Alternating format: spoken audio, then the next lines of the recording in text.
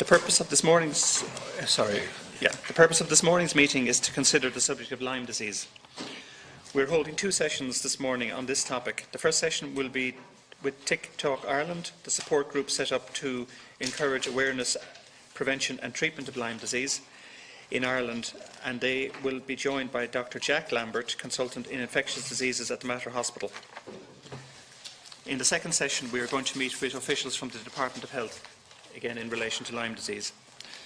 So just some housekeeping matters in relation to your evidence to the committee. On behalf of the committee, I would like to draw your attention to the fact that by virtue of Section 17(2)(l) of the Defamation Act 2009, witnesses are protected by absolute privilege in respect to their evidence to this committee.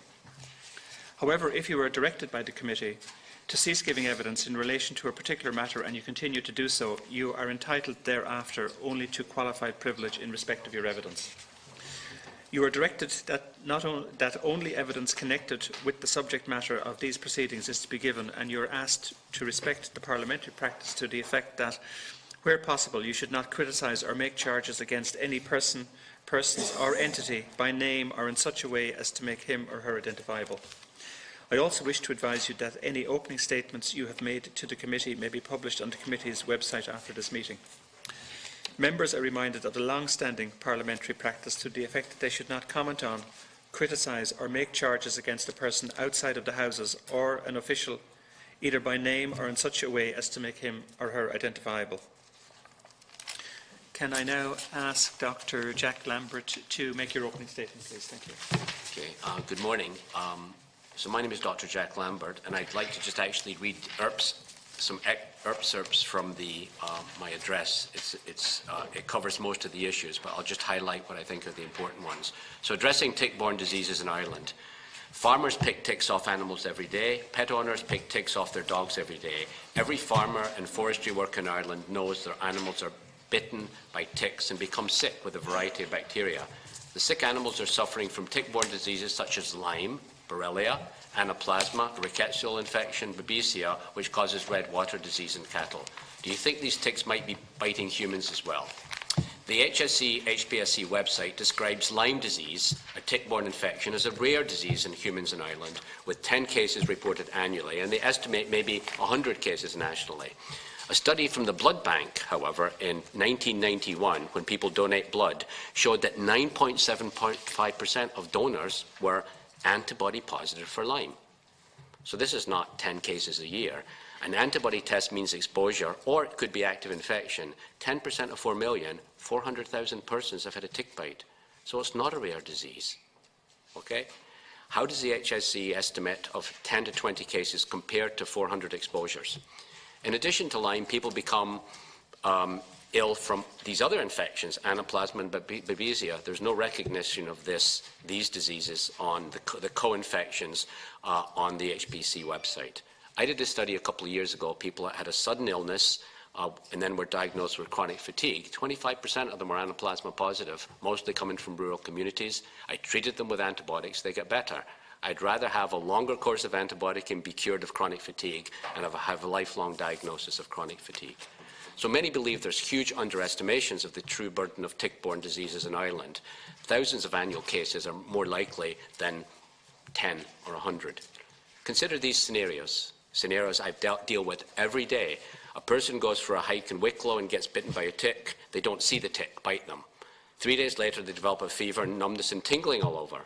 Another hiker gets the summer flu and aches and pains all over. A farmer develops migratory arthritis and strange neurological symptoms. They see the rheumatologist, they're diagnosed with rheumatoid arthritis. Nobody thinks Lyme disease. This is an example from Letterkenny just this last week. Lyme should be higher on our list. Some people have a rash, some don't. They may or may not remember a tick bite. But the HPSA website says you should remember a tick, you should remember a rash, but most people don't. 80% of people don't remember getting that. Where do sick people go for tick bites? They go to their GPs. Those who remember the tick bites are told by their GP, and this is what I hear all the time, there are no ticks in Ireland. Ticks don't spread Lyme in Ireland. You only get Lyme in Connecticut. Old Lyme, Connecticut is where Lyme was first diagnosed. Have you travelled to America? You have ringworm. You have cellulitis.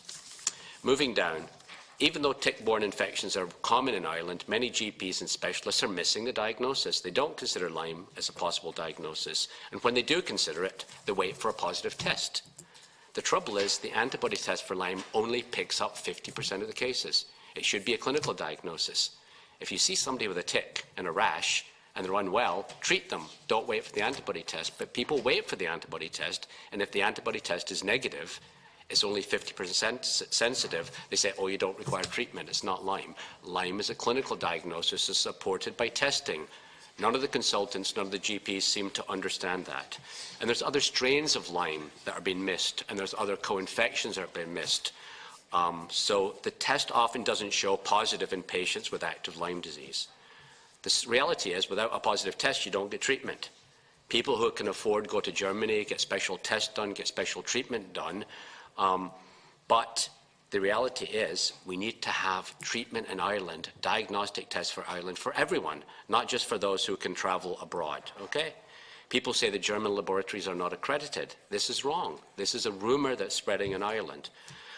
Sadly, many people who get the tick bite and rash, like I said, they go get the German tests, they bring them back to Ireland, and they're told by the consultants and by the GPs, we won't touch these tests, we won't accept them. Okay, so this is really the challenge. The treatment then for Lyme is the recommendation on the HPS website is 2 weeks of antibiotics, but many people don't get better with 2 weeks of antibiotics, they're still sick. And then you're told it's post-infectious, live with it.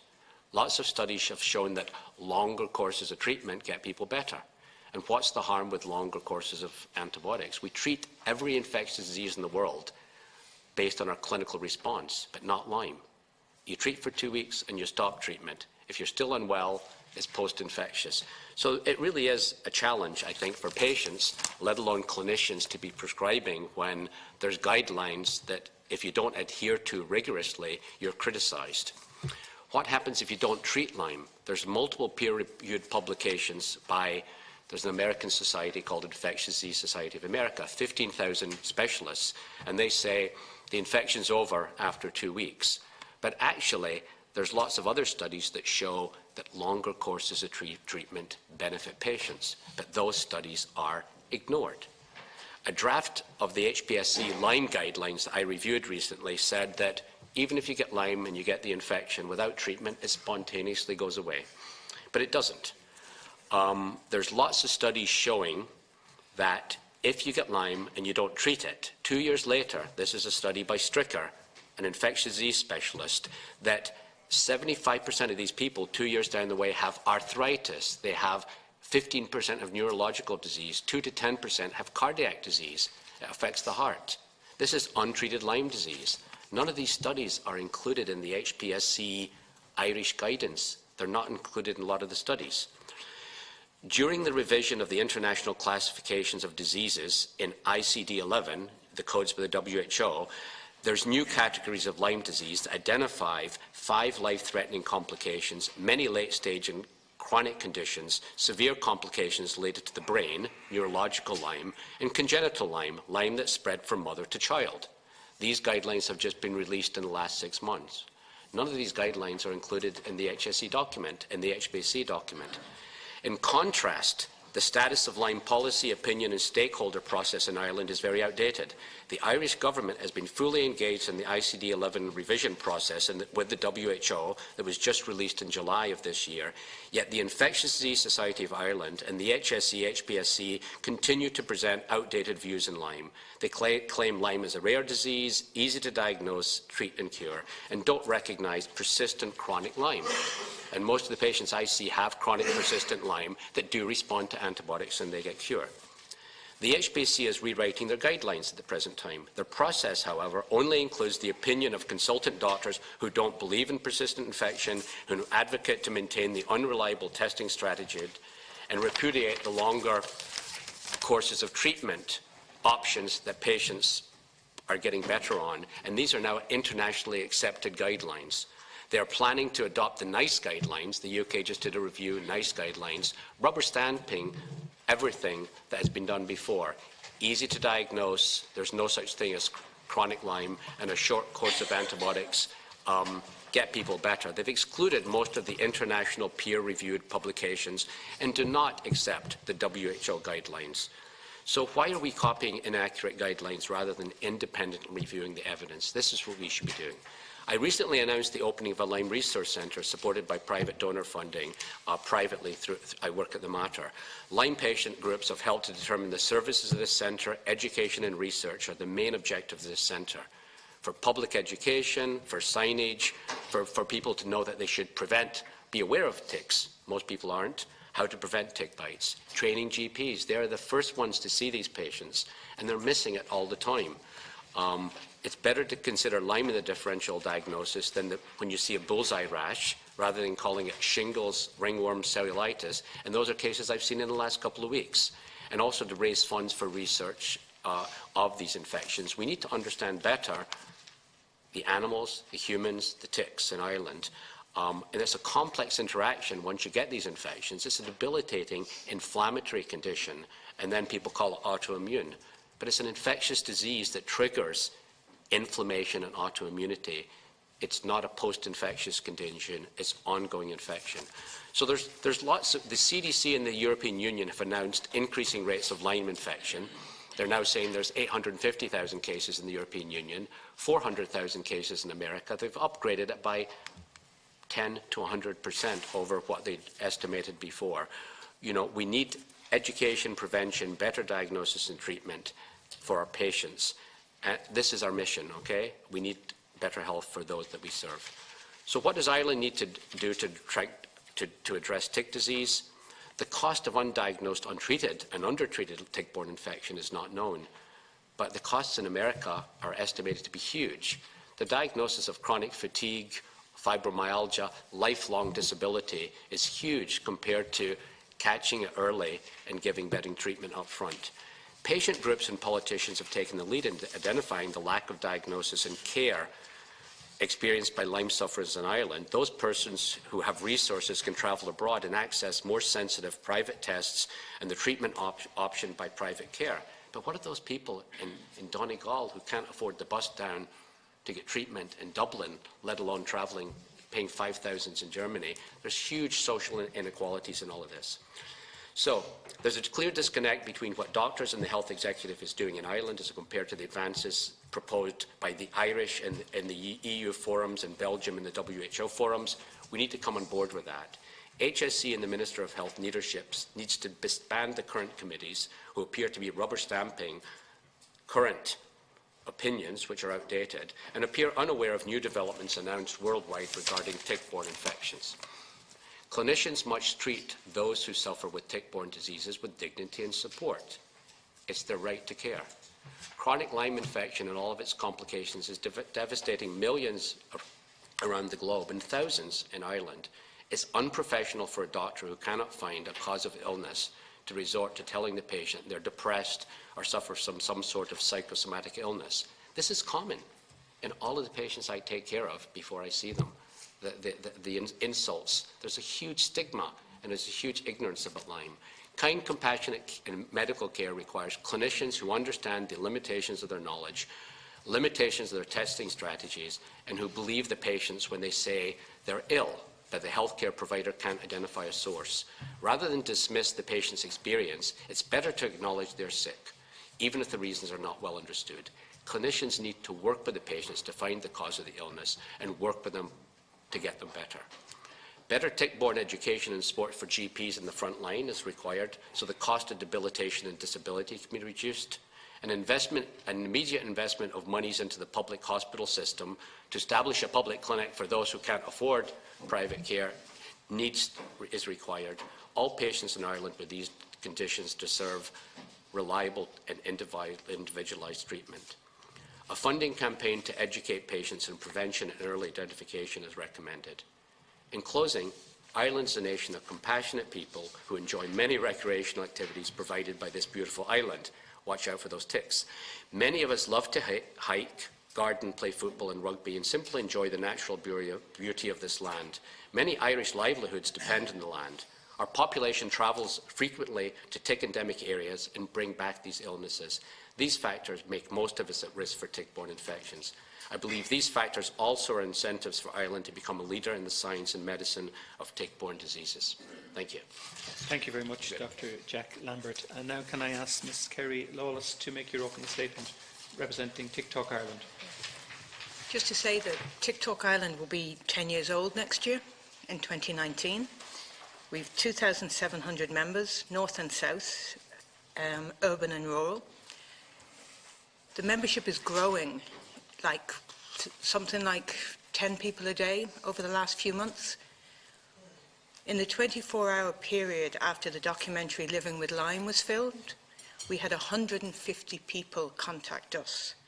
And that's just the 3 voluntary admin workers on the TikTok Ireland Facebook page. Other individual patients were contacted, other local patient groups were contacted. One particularly active volunteer in the northwest left her house the following day to go down to Penny's. It took her 4 hours to get to Penny's because people were stopping her, saying, "My child is sick, my neighbour is sick, I know somebody who has this, could it be Lyme? What do? I tested negative, I've tried this, my doctor won't believe me." Or my doctor does believe me, but they don't think that they can actually care for me because of what the guidelines say. And the consultants have in some cases laughed at me. What do I do? Where do I go? So that's in a 24-hour period, and that's what a voluntary group are dealing with. And that's what patients who are sick themselves are dealing with, trying to help other patients. So we've a lot of reasons to be proud next year. We're going to do a big celebration for being 10 years old, and we're going to look back on the individuals who've made it possible, the work that's gone on, the awareness raised, the people helped. And then we're going to say, what else has happened in this 10 years? Look at these huge advances in science. Look at this amount of peer-reviewed, validated research that's out there. We don't know everything about Lyme disease and other tick-borne illnesses, but we know a lot more than we did 10 years ago. So much new knowledge, so many advances in clinical practice. And what has the Department of Health done? The HSE done? The Health Protection Surveillance Centre done? Nothing.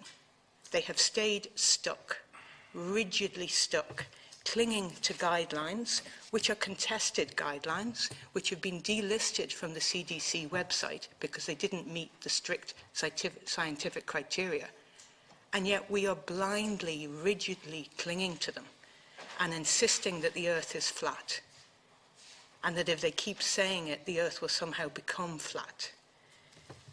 And yet what happens with this, when they're blind to the science and they're blind to the new developments? People suffer. People have lost livelihoods. They've had to sell farms. They've had to wind up businesses. They've gone bankrupt. Marriages have broken up. Children have missed school, never been able to go back to school. Mothers have been threatened with having their children taken away by social services because they insist that their child is ill, that this is not a psychological illness, that this is a physical illness that can be cured. So all that has happened in the last 10 years. Luckily, other people have managed to access treatment, either here in Ireland through Dr. Lambert. I'm one. I'm a public patient. Very few of us left. And we've managed to get better. Other people, like my colleague here, Edwin, travelled abroad and got treatment for himself and his son, and is back farming.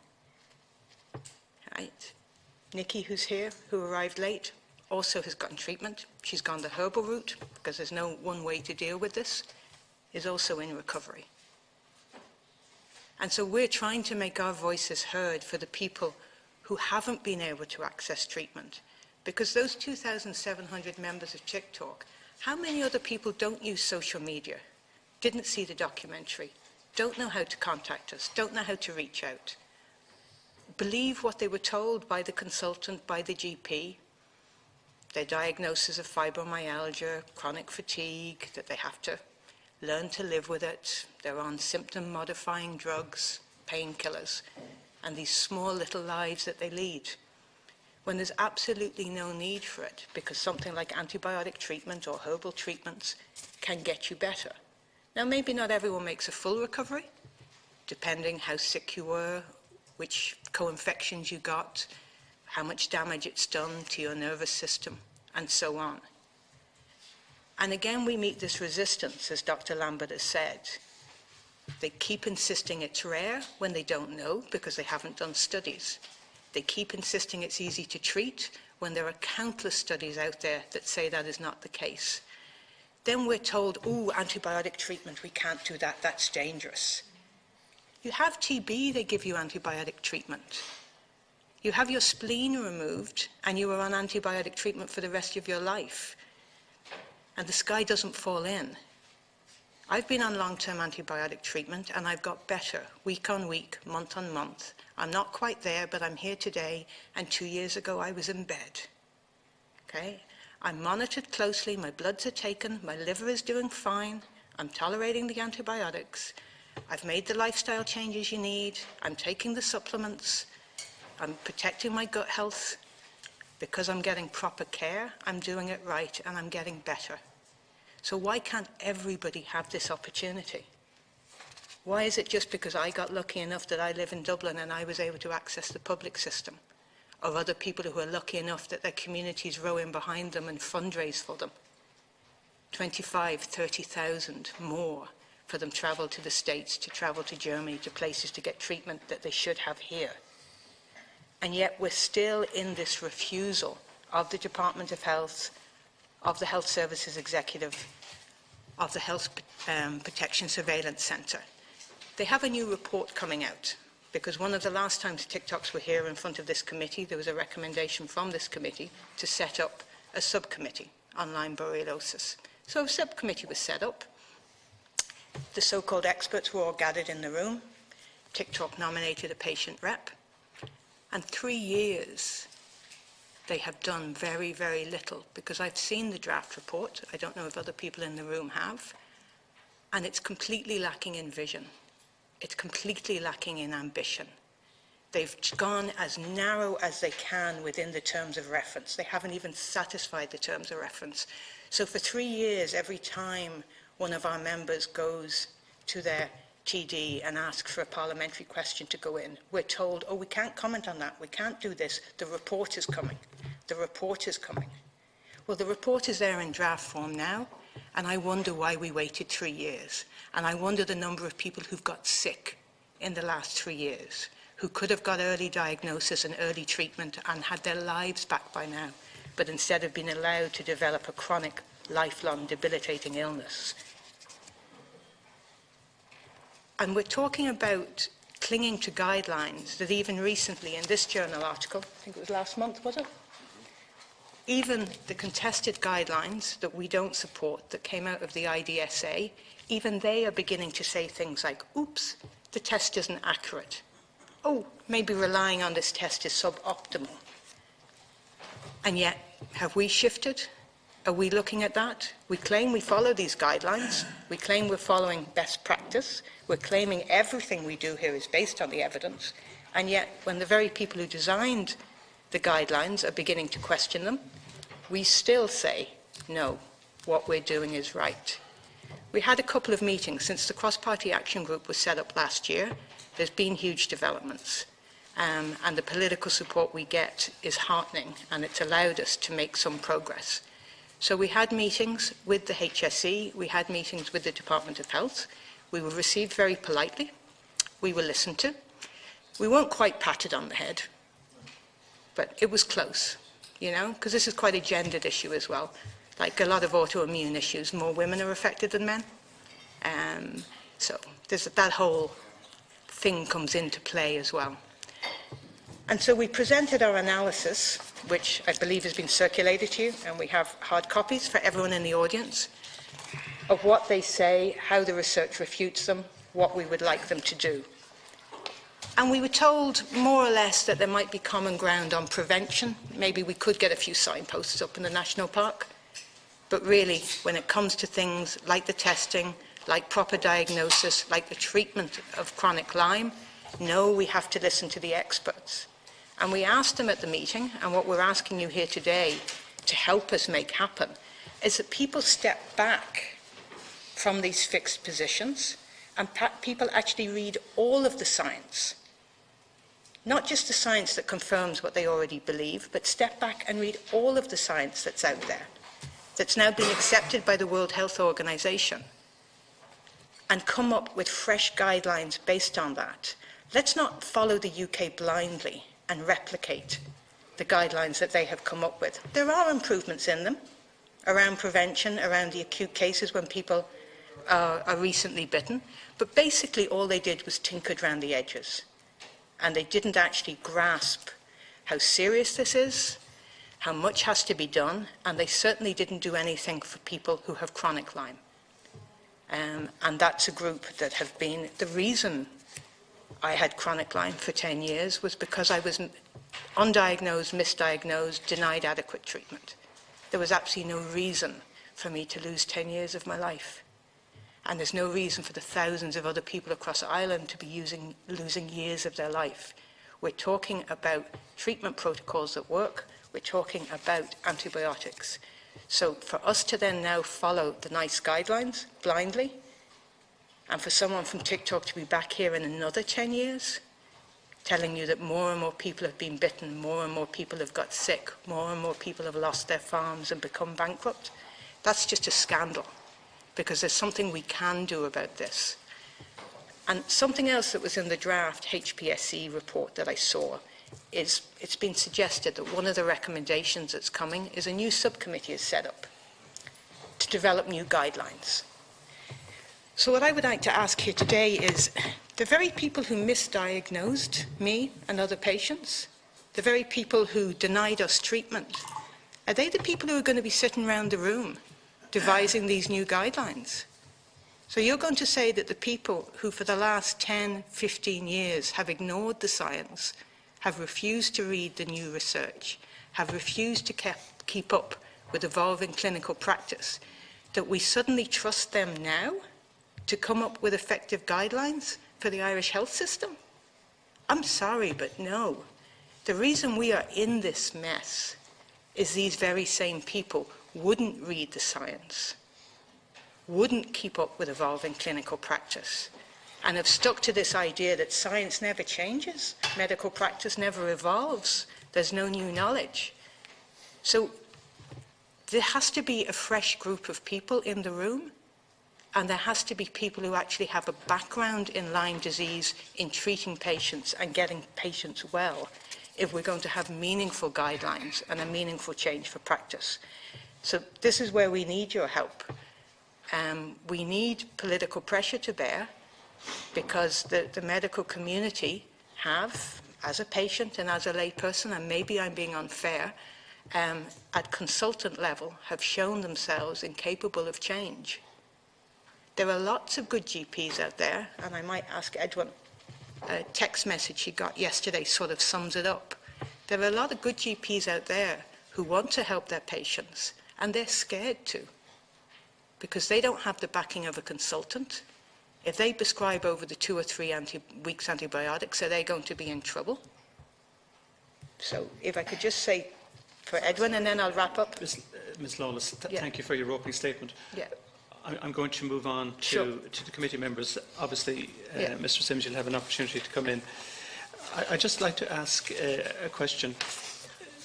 Lyme disease is a recognised disease, a recognised infectious disease.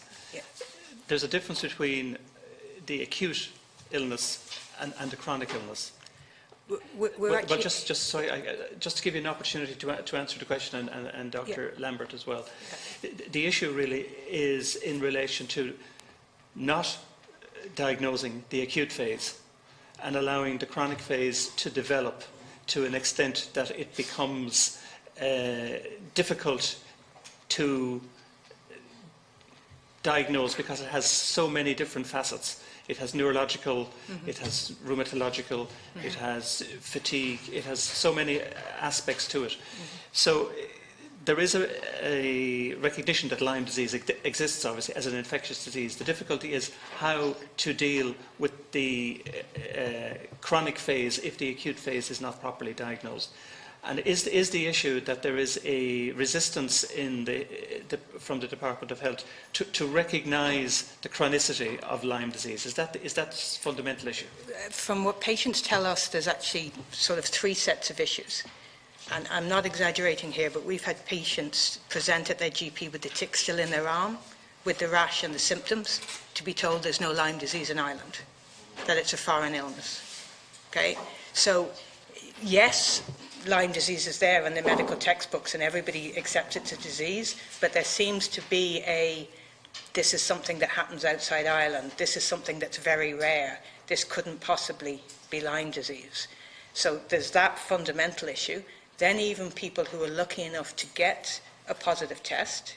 We have a member down in Kildare, a young mother, who did test positive on the ELISA, 1 in 2 chance of testing positive. She hit the jackpot. She also tested positive with a lumbar puncture, and she wasn't given sufficient treatment. But just sorry now to interrupt you, but no problem. Is the difficulty in the acceptance of chronic Lyme disease the difficulty in the diagnostics? Perhaps you might come in, Dr. Lambert. So I would say that 80% of Lyme has been missed, the acute Lyme. We explained to you some of those scenarios. So that's number one. So it should be a clinical diagnosis, and we to educate GPs. But for that 80% that go on to develop chronic disease, the opinion of many people up until recently is there is no such thing as chronic Lyme. It just spontaneously goes away. Or if you treat with a couple of weeks and you're still sick, oh, it's post-infectious because we gave you the antibiotics. So the new WHO guidelines have changed all of that. And at the present time, the UK NICE guidelines haven't acknowledged these new acknowledgements that there is such a thing as chronic persistent Lyme that does need longer treatment with antibiotics.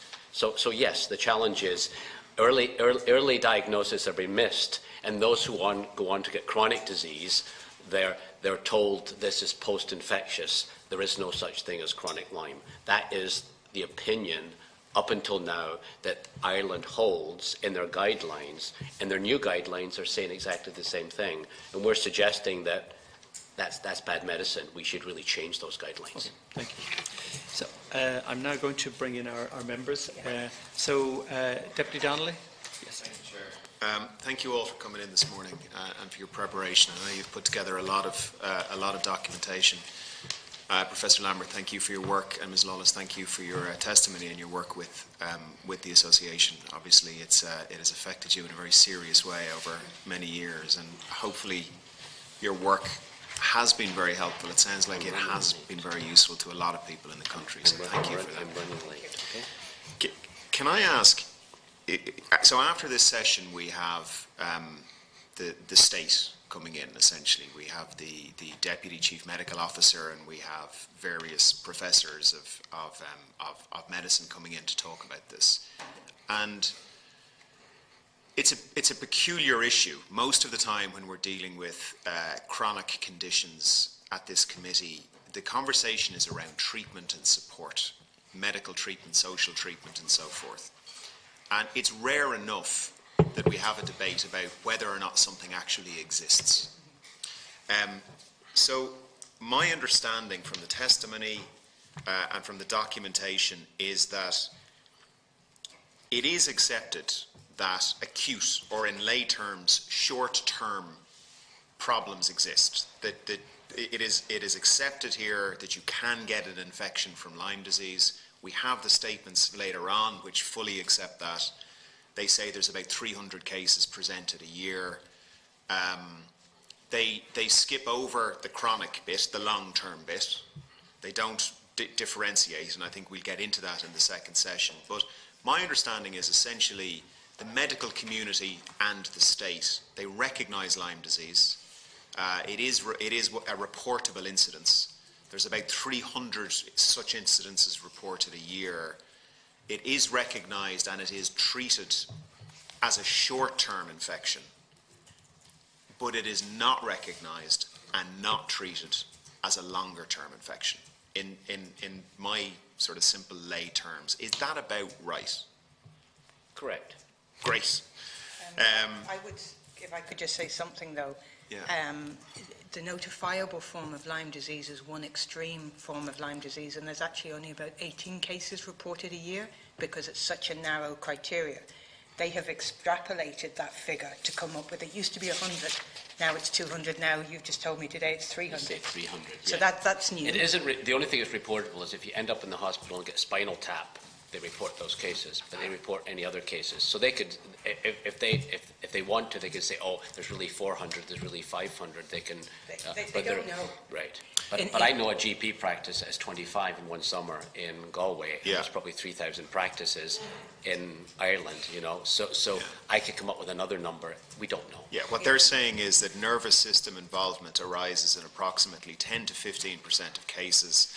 Therefore, they estimate there could be about 300 total cases of Lyme disease that they would describe as the serious form in a year. But the question... It's incredibly underreported, and that's the point. And if you keep It's saying... okay, sorry, yeah. just in the interest of time, I just Sure. want to get into the question. So we're not medical experts. We've one doctor here, and therefore we rely on medical experts in the institutions. And what I would like, Professor Lambert, could you help us understand why, like, we have a pretty sophisticated medical community. Ms. Lawless, I know you're frustrated with their lack of willingness to change on this issue. Though in fairness, they change on other issues all the time. They incorporate new technology, new learning, new research all the time.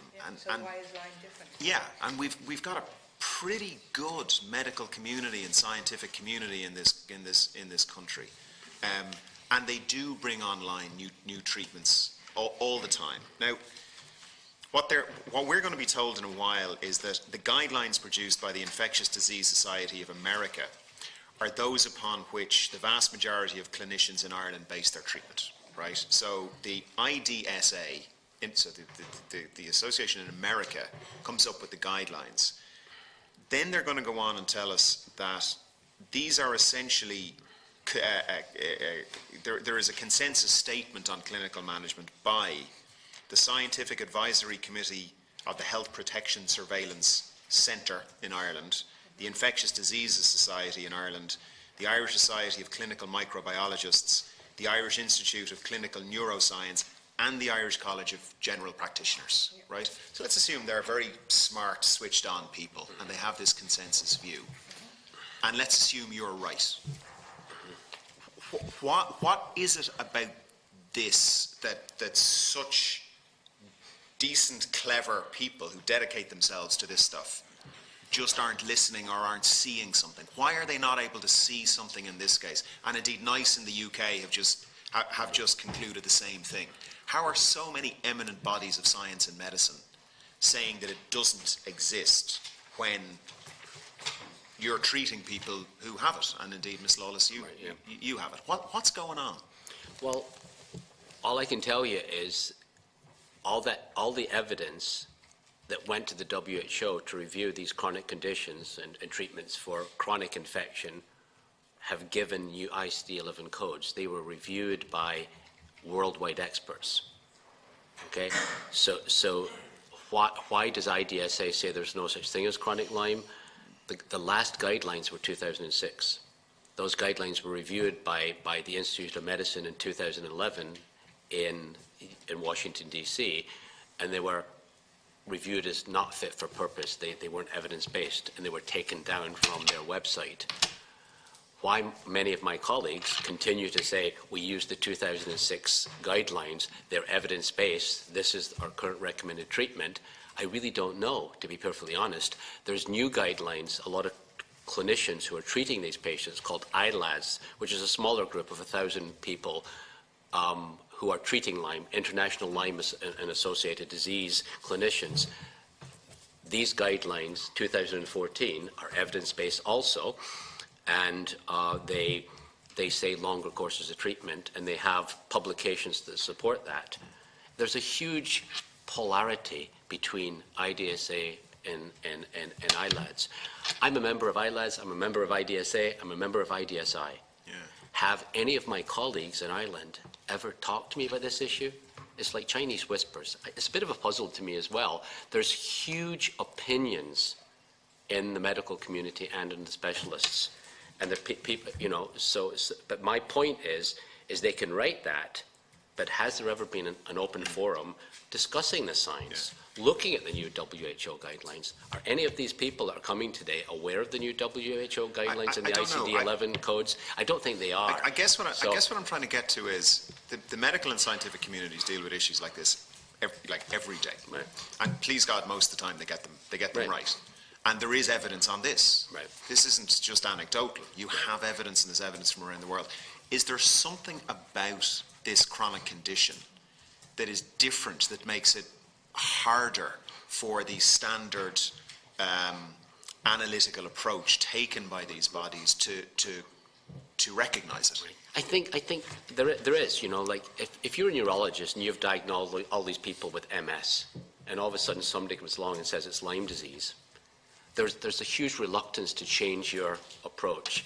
I have a few patients with ALS, you know, the Lou Gehrig's disease, misdiagnosed. It was actually Lyme. They get better with antibiotics. It's hard for people to change. I've got a lot of rheumatologists who have been 10 years studying fibromyalgia, you know, or atypical rheumatoid arthritis.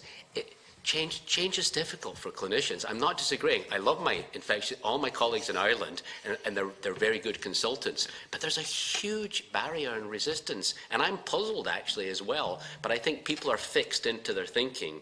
And when you mention Lyme, people just say, "Oh, it's a rare disease. These patients are crazy." There's such a prejudice against it. And I'm puzzled. I do HIV, I do hepatitis. I'm a lead person in hepatitis in Ireland. I don't face this with other diseases. Yeah.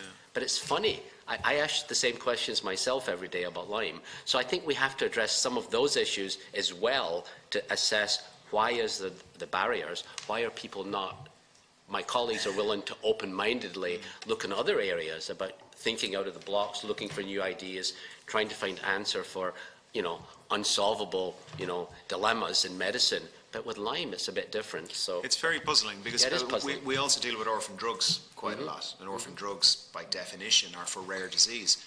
The system has no issue dealing with the concept of rare diseases, and in other diseases or infections, I've never heard the state say, "Well, this is rare, therefore the people who have it, you know, actually don't have it, and it doesn't exist." It's being rare isn't cited in any other case. So it's being rare, I don't believe, is the issue. There's got to be something specific about this, about the unfolding of how it happens, or something. Because the system is more than capable of dealing with rare diseases. I just don't understand it. I don't understand it either, and obviously I'm not a clinician either. But from what I've learned through having Lyme disease and getting treatment, there doesn't seem to be anything in the disease itself that would lead to this. It seems to be an institutional barrier.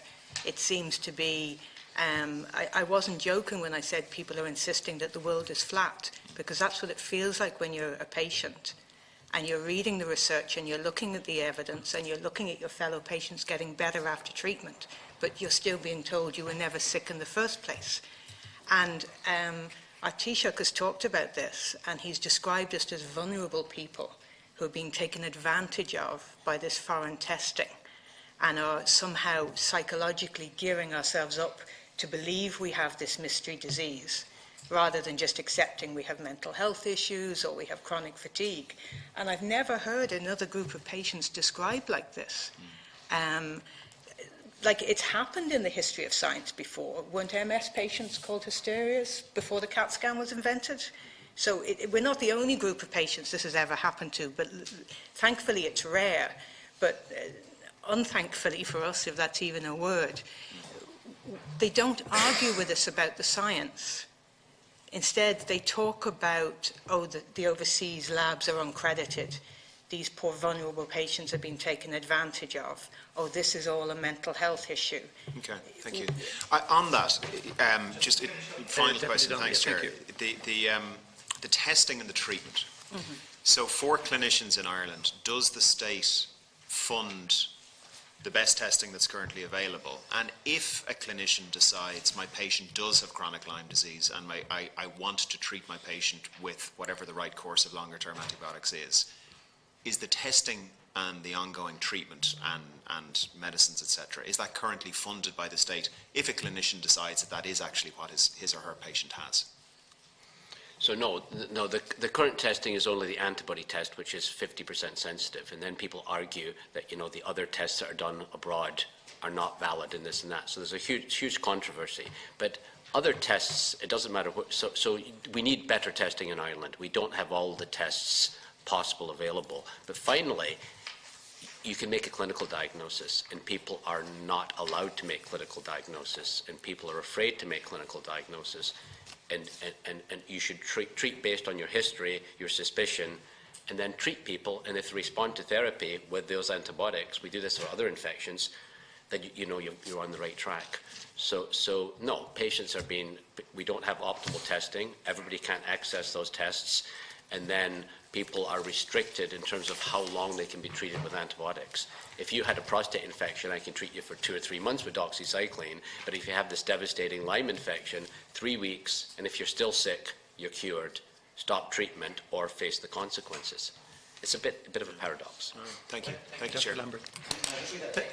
Sorry, I'll bring in other witnesses in a moment. I just want to give an opportunity to our members to contribute. So, Deputy O'Reilly and then Senator Burke. Okay, thanks very much, and thanks very much to you all for coming in.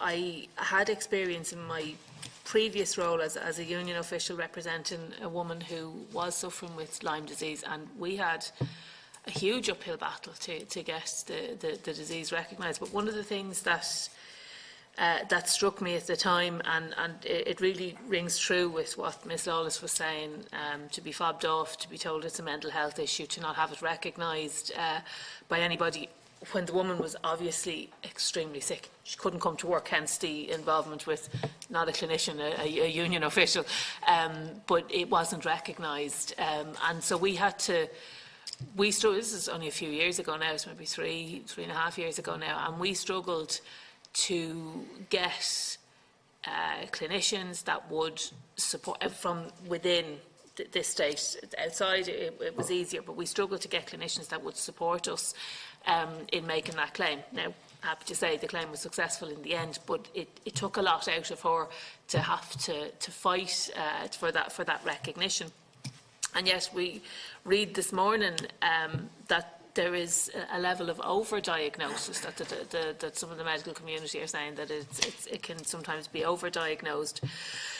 And I'm just, it's similar questions to the ones previously asked, I suppose. I'm struggling to understand what the resistance is, if there is the evidence that exists. And I mean, as I say, I've experience of dealing with people who are suffering with this condition, and yet the biggest battle seems not to be with the illness itself. The biggest battle actually is in terms of getting recognition, and that to me is very, very worrying.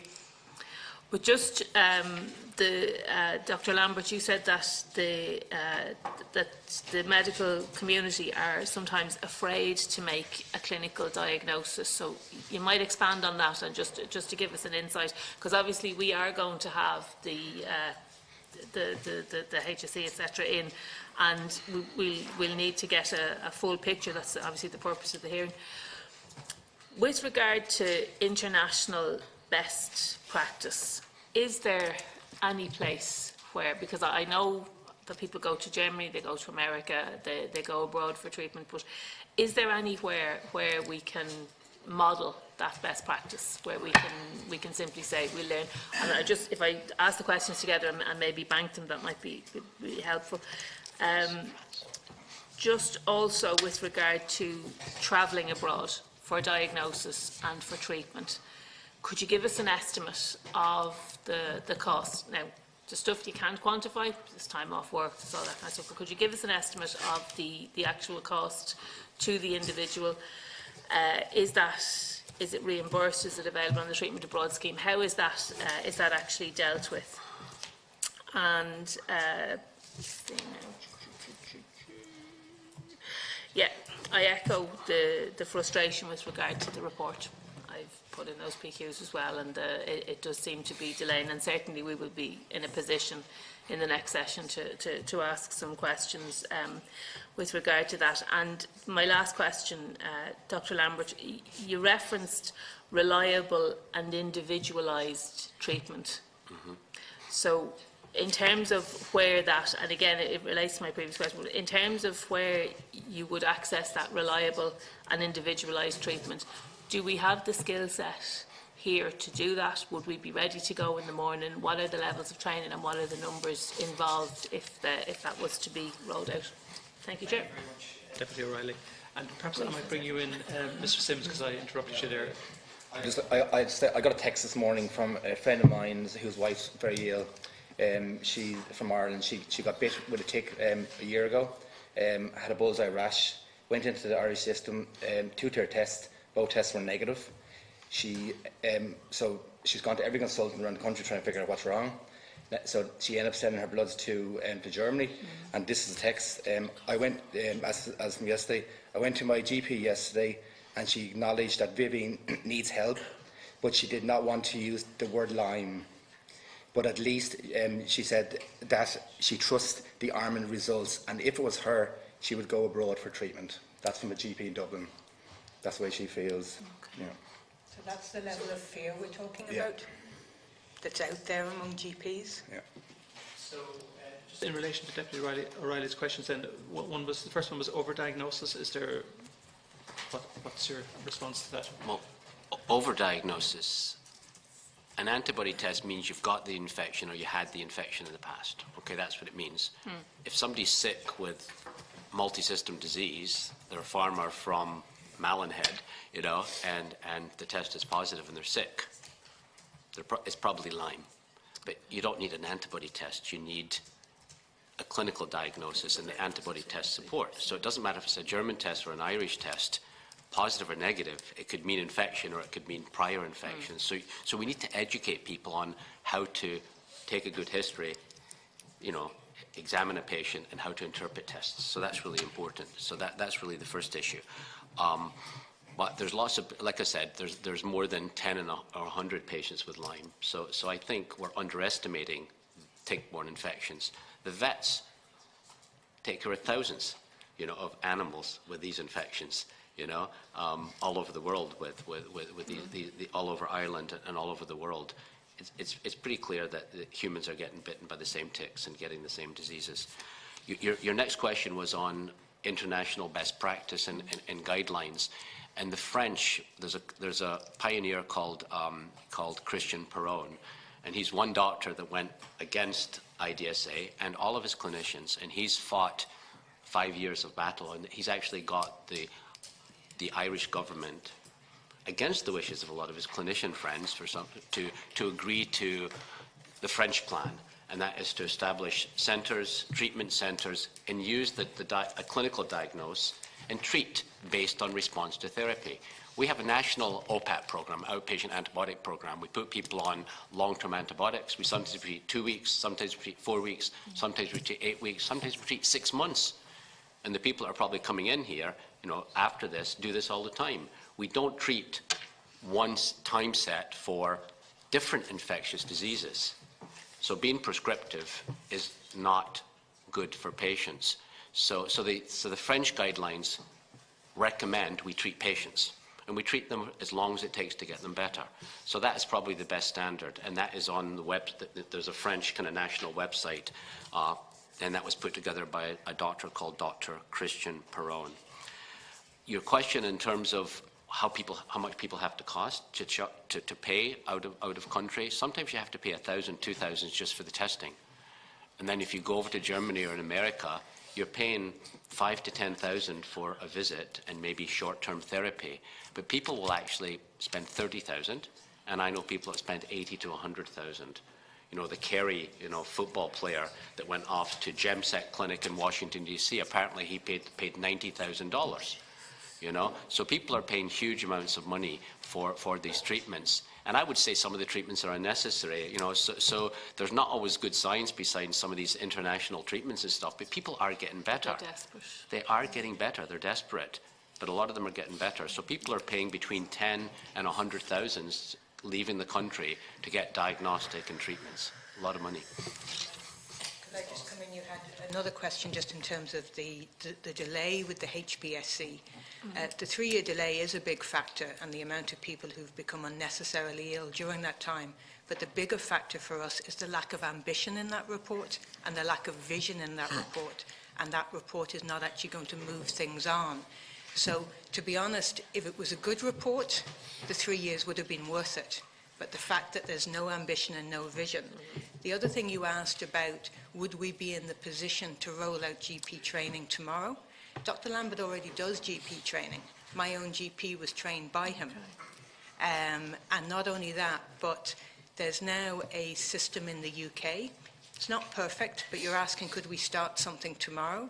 And there's a model, a champion for Lyme disease in the UK, a project going at the moment. They have online resources, they're doing workshops. It's all going to be open access. So between taking the best of that and the best of what Dr. Lambert is already doing, yes, we could start rolling out. And if the response to the GP training plan in the UK is anything to go by, they've been overwhelmed with demand. So GPs want to get their patients better, and they need the support and training to do that. However, a training program wouldn't work if you still have this polarization between, that you can't treat longer.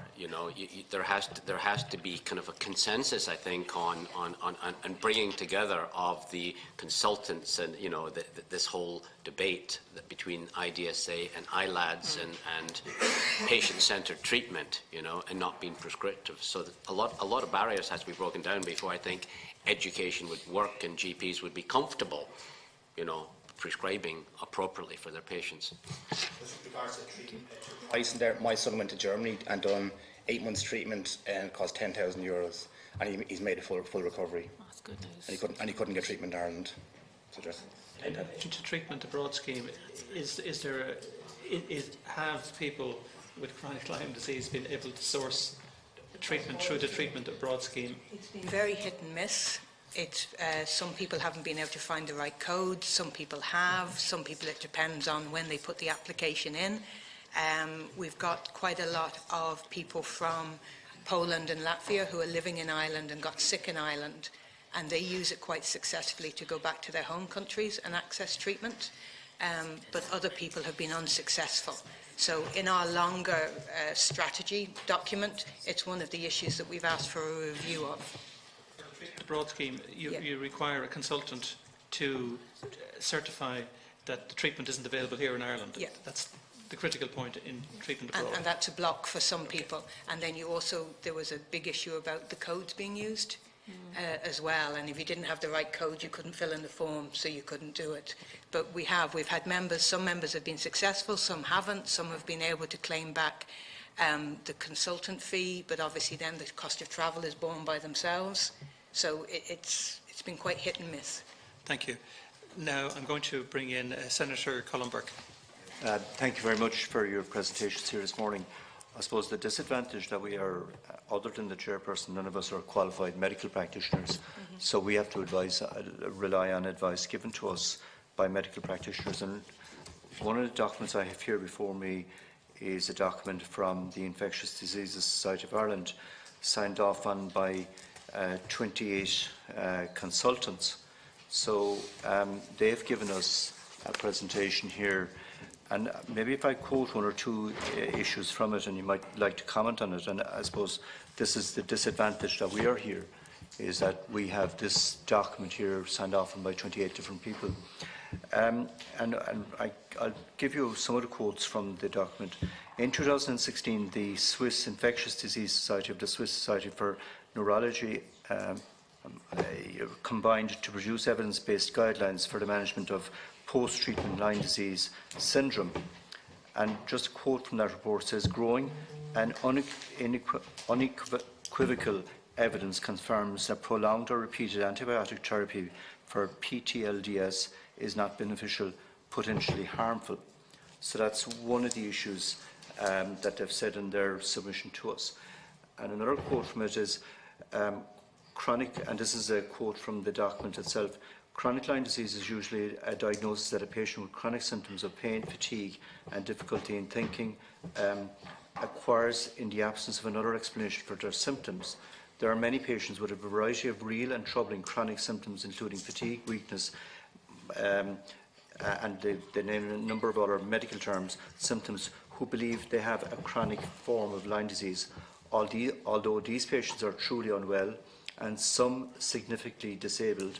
Symptoms are not specific and overlap significantly with those of other medically unexplained symptoms complexes such as chronic fatigue syndrome or fibromyalgia.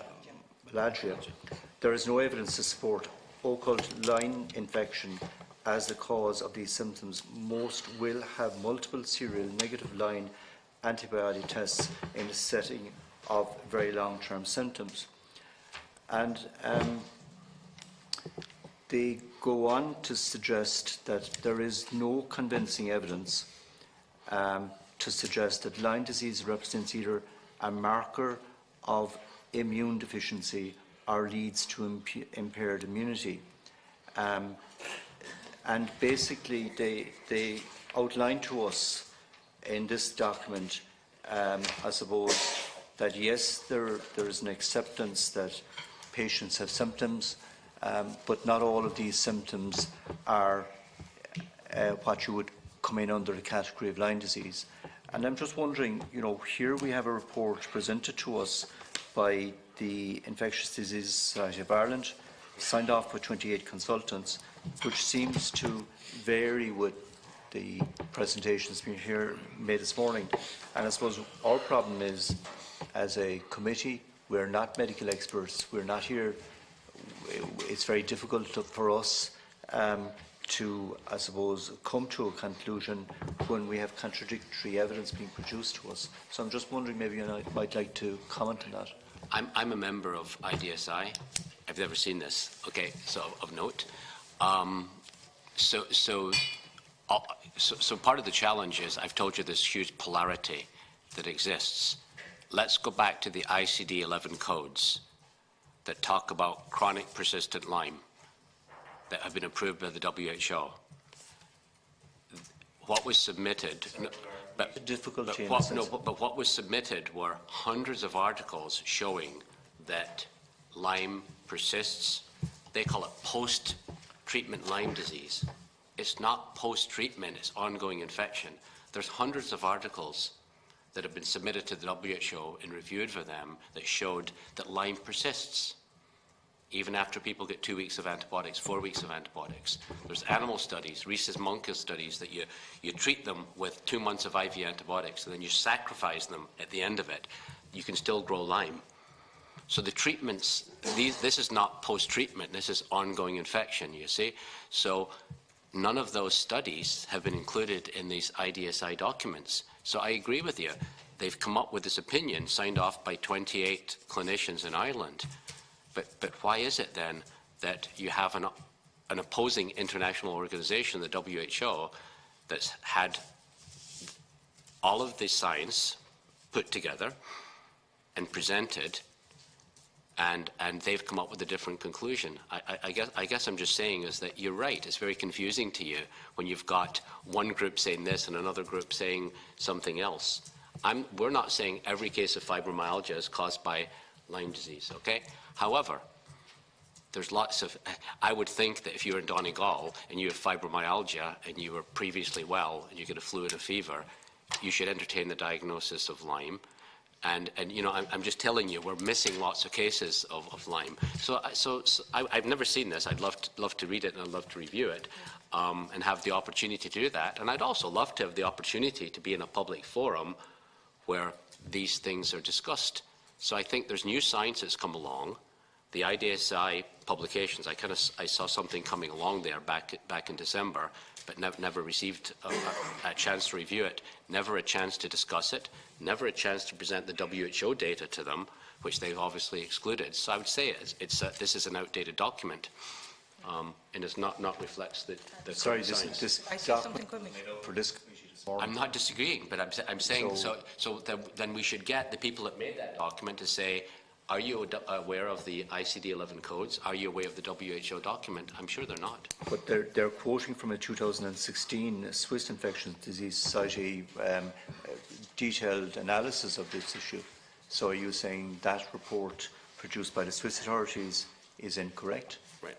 I've not seen that, so that's the thing. So I'm saying, but it's the same The evidence base is that we go back to the 2006 IDSA document on treatment of Lyme guidelines. I'm saying that we keep on going back to the same, poor science as far as I'm concerned. There's new recommendations from the WHO. There's 800 articles that are out there that show persistence of Lyme, chronic Lyme, and I would want to make sure that all of those scientific articles are included in this publication. And could I just say something? I mean, the 28 consultants have come together. They've come up with the Cancers Agreement. It must be very difficult, as you said, for people from a non-medical background, because these are seen as the experts. They're saying there's no convincing evidence. There is convincing evidence. They have either not read it or they're refusing to read it. So are the 28 consultants who signed that document saying that the World Health Organization is wrong? But in fairness, they are quoting from quite a number of reports and they're relying on quite a number of research documents in preparing this report, because they give us references to those documents. So all I'm saying is we're here. We have 28 people who have given us their and I suppose what they're concerned about is that prolonged treatment, and this is coming up time and time again in this submission, prolonged treatment can lead to other medical difficulties, and they have experienced. The same doctors who are giving prolonged treatment for, bone infections, outpatient antibiotics for 6 weeks, 12 weeks, 6 months. So in one situation, for chronic Lyme, it's dangerous to give antibiotics, but for other infections, it's not dangerous. The best way to resolve this is if I was able to respond to these documents and had an open forum to discuss them, I can actually provide you with data that actually updates this document. This document I've never seen. So I think the best way forward is to actually not have people meeting in a room signing off that our way is right or my way is right. We really do need to have transparency and not this kind of Chinese whispers approach to science, which I think is currently the situation for Lyme. I think for other diseases, I think I'm the only member of the committee that was here 3 years ago where this issue was dealt with. And, the same issues that were brought up at that meeting are coming up this morning. And what I'm saying is that we don't seem to have made any advances in the last 3 years. We have. No, the we WHO, have. The World Health Organization. Every other country, apparently, almost all the countries are now coming on board to change their view and to look at the new science. But isn't it then a matter for you as the professional here to deal with the Infectious Diseases Society of Ireland, in the sense that their view seems to be of a different, in some respect, to your view? And the view should support the science, not support the opinion. And I would like to actually review the report, because very often what happens is people cherry pick and choose what they want for this. And I'm just saying, I've done my homework and done a comprehensive review, and there's a lot more to when you actually look into these documents than meets the eye. So I just think there has to be more transparency and better science and some kind of a dialogue with the groups who are involved in Lyme to come up with a fair and scientific consensus that actually represents, the understanding, the new understanding we have of Lyme that we didn't have a couple of years ago. I'm not sure if those documents actually have that knowledge. Dr. Lambert, I'm just going to bring in Nikki St. George Smith. I just actually, with the greatest respect, I would love to address what you said. I am a patient, I'm in remission, and I was bitten in 2000. I had a bullseye rash, I was tested, I was diagnosed with Lyme disease, and I was given 10 days doxycycline. I took my antibiotics and never thought about it again. But I continued to have low-grade pain and low-grade issues, health issues, until I developed Parkinson's-like symptoms in my late 20s and early 30s, Alzheimer's-like symptoms, and I became unable to read. I found speaking very difficult, and I couldn't really, I found it very difficult to walk. I had no energy. I was in constant pain everywhere in my spine, all over my body, all of that. I couldn't work. I was an aid worker. I made documentaries and I couldn't do that anymore. And then it was brought to my attention that I may actually still have an infection. I was the biggest skeptic and cynic when it came to this. I thought, that is crazy talk. This doesn't exist. It cannot remain in your system. That is ridiculous. But with no other option, and it was literally the last idea on the list of possibilities, I went and got retested, excuse me, and I tested positive. So after 15 years, the infection remained in my body, and I went and had treatment, and I made a full recovery.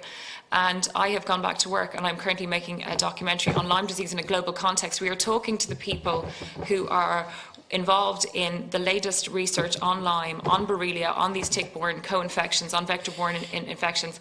And we are talking to the people who signed off on what you have in front of you should be listening to. Science is we are with science. Science is not with us. We are with science.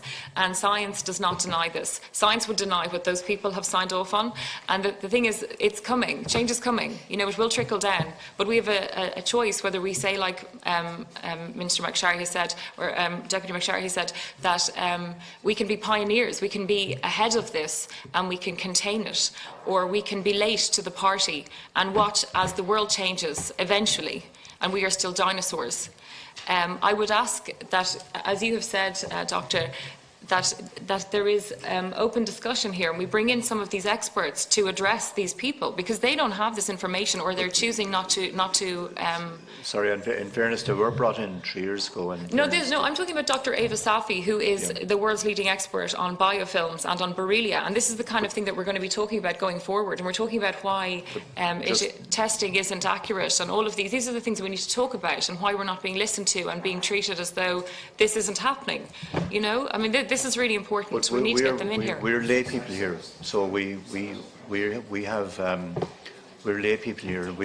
We're being given this document in the same way as we were 3 years ago, which is, you know, seems to be coming with a conflicting view, and we have to deal with that issue. So that's, and we can rectify that conflict if we get the experts and the people with those questions in the one room. Thank you very much. I'm just going to move on to our next contributors, who are Deputy Deputy Durkan, and then Deputy Murphy O'Mahony. Deputy Durkan. Thank you, Chairman. Can I ask, who are the international known recognised experts in this area?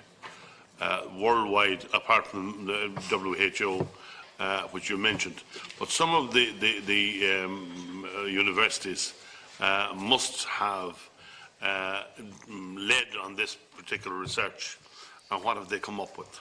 That's one question. The other one is, are there similar conditions that people suffer from with similar characteristics to this one?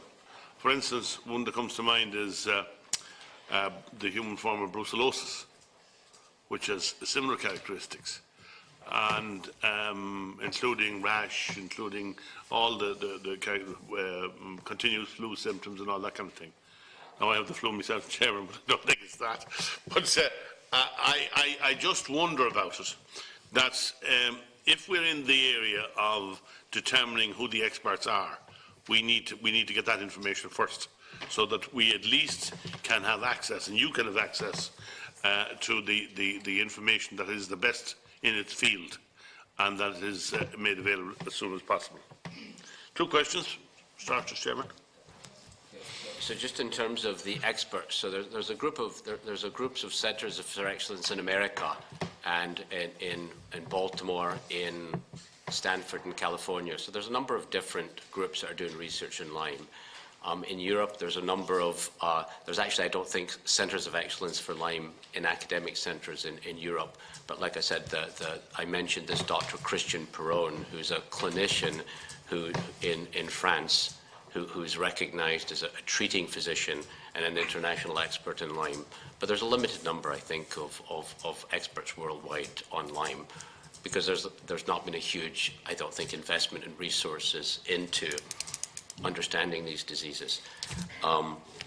Overlap. But is there not continuing ongoing research into rare diseases internationally? Right. I think if you look at the percentage of money that goes into hepatitis versus HIV versus Lyme disease, I think Lyme disease internationally is under-resourced in terms of the burden of disease worldwide. You just asked me that opinion, so that would be my observation. Yes, but Chairman, the pharma companies are involved as well and must be showing an interest. But not in Lyme disease, because the antibiotics that are used for Lyme disease are generic antibiotics, so there wouldn't be huge investment in pharma for treatment of these infections. There would be for new developing technologies, but not for Lyme disease. Yeah, but we sit down here on a fairly regular basis, Mr. Chairman, and we meet people who are interested in rare diseases. And they don't differentiate between one rare disease and another. The treatment may be different, it may be the same, but what I can't understand is why we don't have more information available to us that would lead us to the areas where these experts are and who have the information readily available. We have the research that's been submitted to and accepted by the World Health Organization.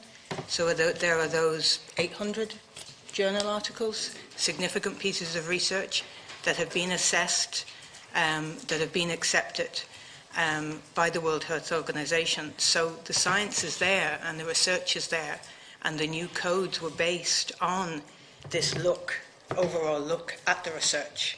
And it is a contested area, but the World Health Organization, through their process, stepped back and looked at all the research. They decided what would be accepted, and they decided what new codes would then be designated. So things like the complications from late-stage chronic Lyme are now accepted, and there are now codes for that. And what we're doing in May next year at the World Health Organization is there's going to be a pro forma decision, and there's work going to begin on the guidelines. So this is coming, and countries have until the 1st of January 1922 to start the implementation. So do you want to come in on this? No further comment. Yeah, so this is on its way. So the question is, do we step back, open our eyes, look at all of the research, and move from these contested positions and move from these fixed positions? Do we stop mimicking America, where it's so politicized and so two extreme camps? And do we say, we're a small nation, we have an issue here, we have experts, I think most of them are in the room now, but we need to sit together and have a proper dialogue. We need to look at all of the research, including the research which doesn't support your opinions, because it's still valid research and it's been peer-reviewed, and you need to look at that. And then you also have to look at the experience of, don't tell me I didn't have chronic Lyme when I was treated for chronic Lyme and I recovered, and my fibromyalgia went, and my chronic fatigue went. So does everyone who has a diagnosis of fibromyalgia have chronic Lyme? No, they don't. Is it complex because so many of the symptoms overlap? Yes, it is. But with the right care and the right treatment, can patients recover? Yes, they do. And nobody goes into medicine to make patients worse. And everyone who's here in this room went into medicine, stays in medicine. Just to address the committee rather than the gallery. Thank you. Yeah. I truly believe this, that they go to help people and to make people better. But the current stance that we have and the polarization that we have is hurting patients. So we need to sit in the same room. We need to look at all of the research, all of the science. We need to look at what's working for patients, and we have to come up with new sets of guidelines, not blindly follow contested guidelines from other countries. Ms. Lawless, I'm now going to bring in Deputy Murphy and, Senator Conway Walsh, you're next up. So, Deputy Murphy. Thank you, Chair. First of all, I'd like to welcome you all here this morning and to thank you for coming in. Dr. Lambert, can I just ask you, please, to expand on, in your opening statement, you said some patients remain ill but are denied further treatment because of their condition is post-infectious. Can you just expand on what you mean, what is meant by that, please? Right. Well, the term, if you treat somebody with 3 weeks of antibiotics for Lyme and they're still unwell, my experience and the guidelines I follow say treat 3 more weeks, because many patients who don't get better in the first 3 weeks will get better with an additional 3 weeks of treatment. This is about Lyme, but this is also other infections. This is the way I manage other infections as well. However, what commonly happens with the current guidelines is people will treat somebody for 3 weeks, they're not better, and then they'll say, you're cured. This is post-infectious. But you don't know it's post-infectious because you can't actually grow these bacteria. You have to use your clinical judgment. Okay. So that's what I mean That's what you by mean by that. people are denied further treatment. Okay. As it is. And if you do go with longer treatment courses, more people respond. Okay. And they should be offered further treatment, in my opinion. So it's like any other. Yes. Thank We do you. it for other diseases, with other infectious diseases. Yes. You why should be not? prescriptive. Some people get better with cellulitis 7 days. Sometimes you need to go 14 to 21 days. Right. Different infections. Okay. Thank you, Doctor. And I suppose just a few general questions. Again, like Lyme disease seems to be treated differently to other infections, and in my opinion it's not taken seriously, or there is not enough information out there. I think the public are very unaware that it even exists, and so I'd just like your comments on how this can be changed, and if you agree with it. Also, prevention obviously is a huge problem, or the lack of prevention, and I presume this is very easily prevented, I suppose with a bit of education to the general public as well as to medics. And I just would like to wish the TikTok well coming up to your 10th anniversary, and to thank you for the work you have done. Thank you, Chair. Thank you, Deputy Murphy. Was there a particular question there? Yeah, just comments on prevention and education, and why you think it may not be taken seriously or known about by the general public. I get private funding recently just to establish a Lyme Resource Centre, working with the patient groups here, just to kind of increase the awareness, education that Lyme is more common. Mm-hmm. If you're going down to Killarney, there are ticks there. There should be signage. Yes. So we should have signage around. We should educate patients if they're going to go walk in the Wicklow Mountains. They should be covering up, using insect repellent, checking themselves afterwards for ticks. Because there are ticks, and some of the ticks have Lyme. We've done some studies regarding that. So if you go to Cape Cod, they have signs up. They have all this education. So I think the first thing is prevention. I agree with you. Education of the public, education of the forestry, education of everybody, signage. That's a good way to do it. And the next thing is I see so many cases of underdiagnosis and misdiagnosis in all specialties, including GPs. Somebody with a bullseye rash and they're told it's cellulitis. And so I think getting to the GPs and training them early on in making the right diagnosis would make a huge difference, so that we don't have these people downstream who are misdiagnosed with chronic Lyme. So I think there's a huge need to do that. So that would be a very important step. But you don't want to just say that also those patients have been missed. They're post-infectious. Mm-hmm. I think we actually really need to look at all of the data rather than position papers that my opinion is this, my opinion is this. There's lots of data out there, and some of it's contradictory, but a lot of it's very good that raises some of these issues. But I think the best way forward is an open forum, not position papers, looking carefully at all the science available. And the WHO has done that, and I think we should do the same. Thanks, Doctor. Thank you. Our last two contributors then are Senator Rose Conway-Walsh and Deputy Mark Sherry. And then we're going to take a short break, and we're going to bring the Department of Health in. So, Senator. Okay. Thank you very much, Cathaoirleach, and thank you for your presentations, all of you. And obviously, I'm particularly interested in yourself, Mr. Lambert, and in terms of your expertise. Thank you very much for all the information that you have given as well. My most recent contact with Lyme disease, I suppose, is when I saw a woman packing bags in Super Value a couple of weeks ago in Castlebar. And I said, what's it for? And then she explained to me it was to raise money for her daughter, who was chronically ill from Lyme disease, to get the treatment that she needed because she was obviously being denied it here. And since then, I have had further correspondence from somebody else who has Lyme disease. And I really, really find it extremely disturbing the way that people are being dismissed and laughed at in their faces.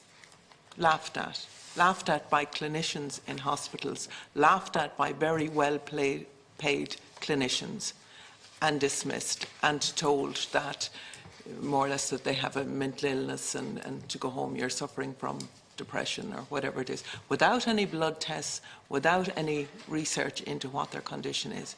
Now, I think that is absolutely appalling, and that's why I have made the time, I'm not a permanent member of this committee, but that's why I've made the time to come here today. There was a centre in Limerick, was there a research centre that did some work on this, on Lyme disease? There are some scientists down there who I think are doing some tick testing of the ticks. And I've actually worked with some of those groups, and the ticks do have Lyme in Ireland. Yeah. You know, so yes, the ticks have Lyme. Yeah, but is that closed now? I don't centre that was there. No. From my information, I think that it is, that there isn't any doctor there now, but I stand to be corrected on that. So for somebody who is watching this today and they're thinking, I have symptoms which could mean that I have Lyme disease, what do they do? And they're living, say they're living in the west of Ireland, they don't have the means to go privately anywhere. What do they do? You tell. What we say first of all at the moment is we advise them to go back to their GP. We, as a patient group, both in Ireland and in the UK, we're not fully happy with the NICE guidelines. We think it's a missed opportunity, but there are some improvements in terms of at an acute stage when people have just been bitten. So the first port of call is we say to people to go back to their GP, possibly to bring the extracts from the NICE guidelines with them, to talk again about their patient history, to talk again about whether they remember a bite or not, whether they got some form of rash or not, and to try to get a clinical diagnosis there. We do advise them that it may not work, but we say that's the first port of call. Can I just ask, can the GP do a clinical diagnosis then, to say to somebody? Based on tick exposure, patient history, obvious clinical symptoms, the guidelines in the UK are saying yes, to go with a clinical diagnosis. They're also saying the presentation of the bullseye rash is enough. Actually, the Irish guidelines say the presentation of a bullseye rash is enough, but GPs don't seem to be aware of that in our experience in terms of patients coming to us. Okay, so they do that then. Can they be treated then by their GP? If the GP makes that clinical decision. This is one of the reasons we're here, is that patients come to us and either, yes, their GP recognised the rash, but they didn't feel a confidence to diagnose, or they were worried about treating, so then they went to rely on the ELISA or in forms of the two-tier testing. So it seems to be very hit and miss. So we advise people that they're going to have to go through a number of steps, overcome a number of obstacles. I don't know any other illness that people have to do this. But I just want to get back to the GP and the GP training. So how many GPs are trained at this stage in Ireland on Lyme disease? How long does the training take? What form does it take? There is no current training. There is no current training for GPs. So I've run a couple of workshops that have been attended by 15, 20 GPs. There's 3,000 GPs in Ireland. So there is no current programme. The Royal College of GPs have now assigned a GP trainer called it in London, and they've assigned a GP to train GPs. So it's done through the Royal College. So she's gone out around the country teaching GPs to get the early diagnosis, to catch it early, and teach them how to do that. So that's a very important strategy.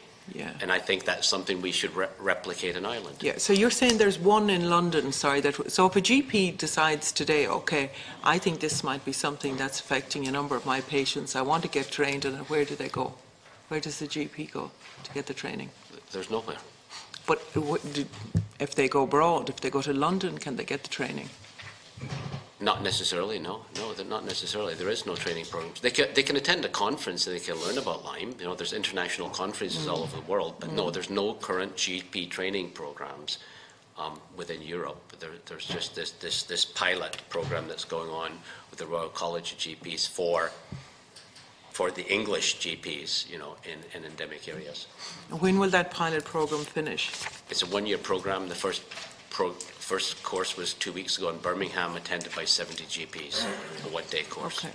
So we need the Their materials will be available online and open access. So there will be materials there, but then it's in terms of people who are then going to deliver the training. And at the moment, that sort of training, to the best of my knowledge, is an opt-in system. There's no compulsion there, so you're talking about GPs following their individual interest in how they're getting training, rather than the state deciding that this is a critical area that people need basic skills in. So if the state were to decide tomorrow, okay, we're going to get our GPs trained up in Lyme disease, what does the state need to do? What expertise do they need to bring in? I think in terms of, it goes back to the fundamental question of if we can train GPs in early diagnosis. Yeah, but who trains them? That's probably contested by the people in this room. In terms of patient support groups, we would say to look at the GP champion in the UK, who has an expertise there, to look at people through the French system who are setting up the centres of excellence, to look at people like Professor Lambert, who have that sort of experience. But the more fundamental question was, if you train up GPs and you give this new skill set, if they're still going to come up against this set of guidelines, which then restrict care and deny the existence of late-stage complications and chronic Lyme, and still fly in the face of what the World Health Organization is now doing, then we're stymied again. And I understand what you're saying there, and we've limited time with the questions, but I suppose I'm going along the lines that if we had a critical mass of GPs who had enough awareness and enough training on the subject of Lyme disease, then maybe we would get somewhere, because there would be the pressure from the GPs as well in terms of the new information. In terms of prevention and acute stages? That would be a great idea. That would be a great idea, especially in Lyme, you know, endemic areas in Ireland, you know. Yeah.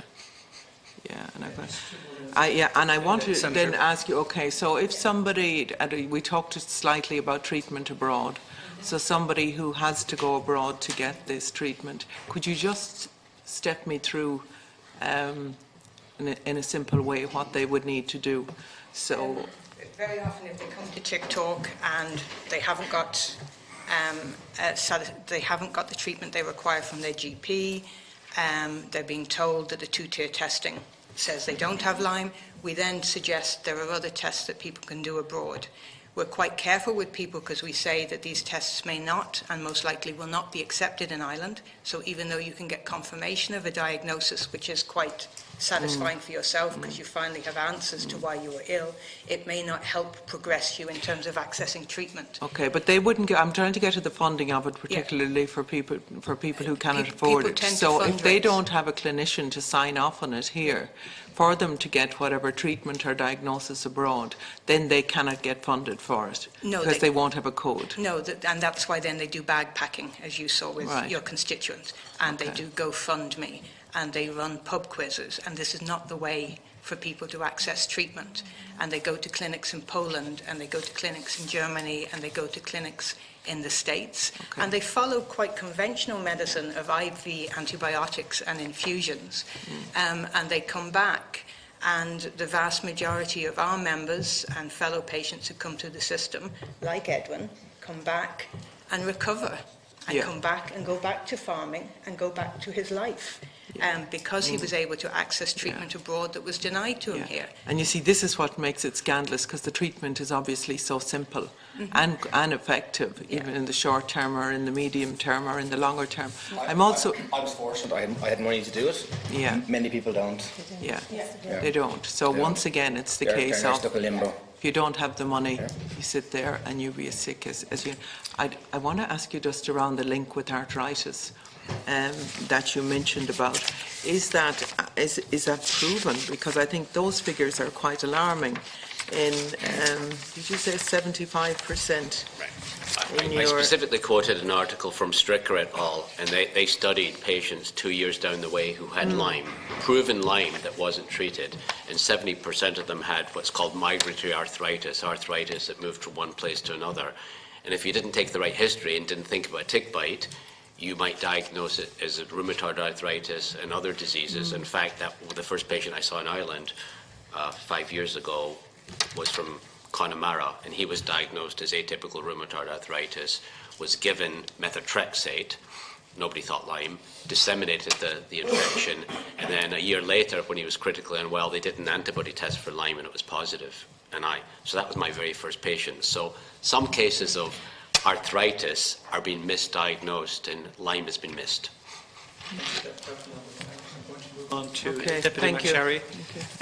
Deputy McSherry. Great, thanks very much, Chairman. And as a gatecrasher, former member of the committee, but as a gatecrasher, thanks to you and the members for allowing me in. It's mainly the next session that I'd like to question in, but just a couple of points. Dr. Lambert, you trained in Michigan, and you were involved in Rochester in New York, and you were an assistant professor at Johns Hopkins, and then you went to St Mary's and King's Hospital in the UK, and now you're in the Mater. As an infectious disease consultant, are you seen as in any way underqualified or a black sheep within the system here, in the health system in Ireland? No.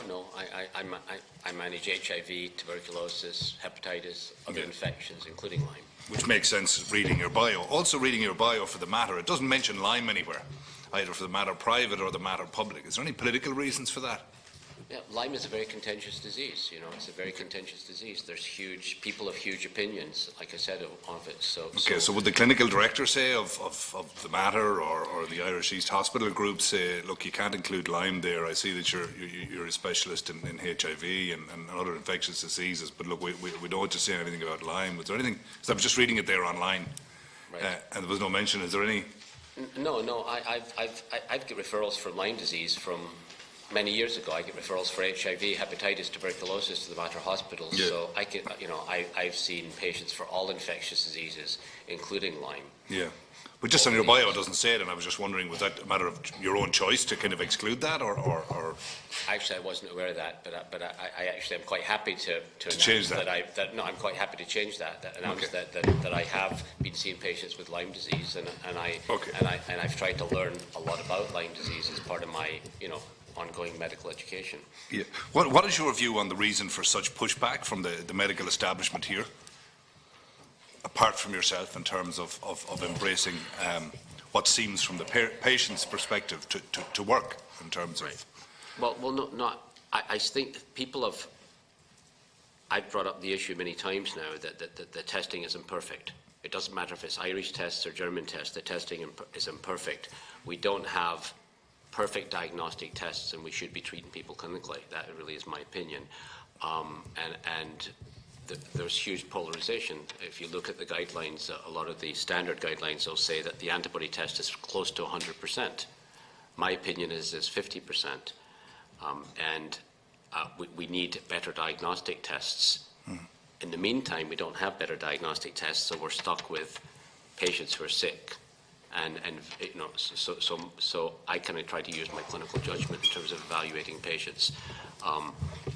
But my opinion may be different than the guidelines. But like I said, I think I've done my homework on Lyme disease.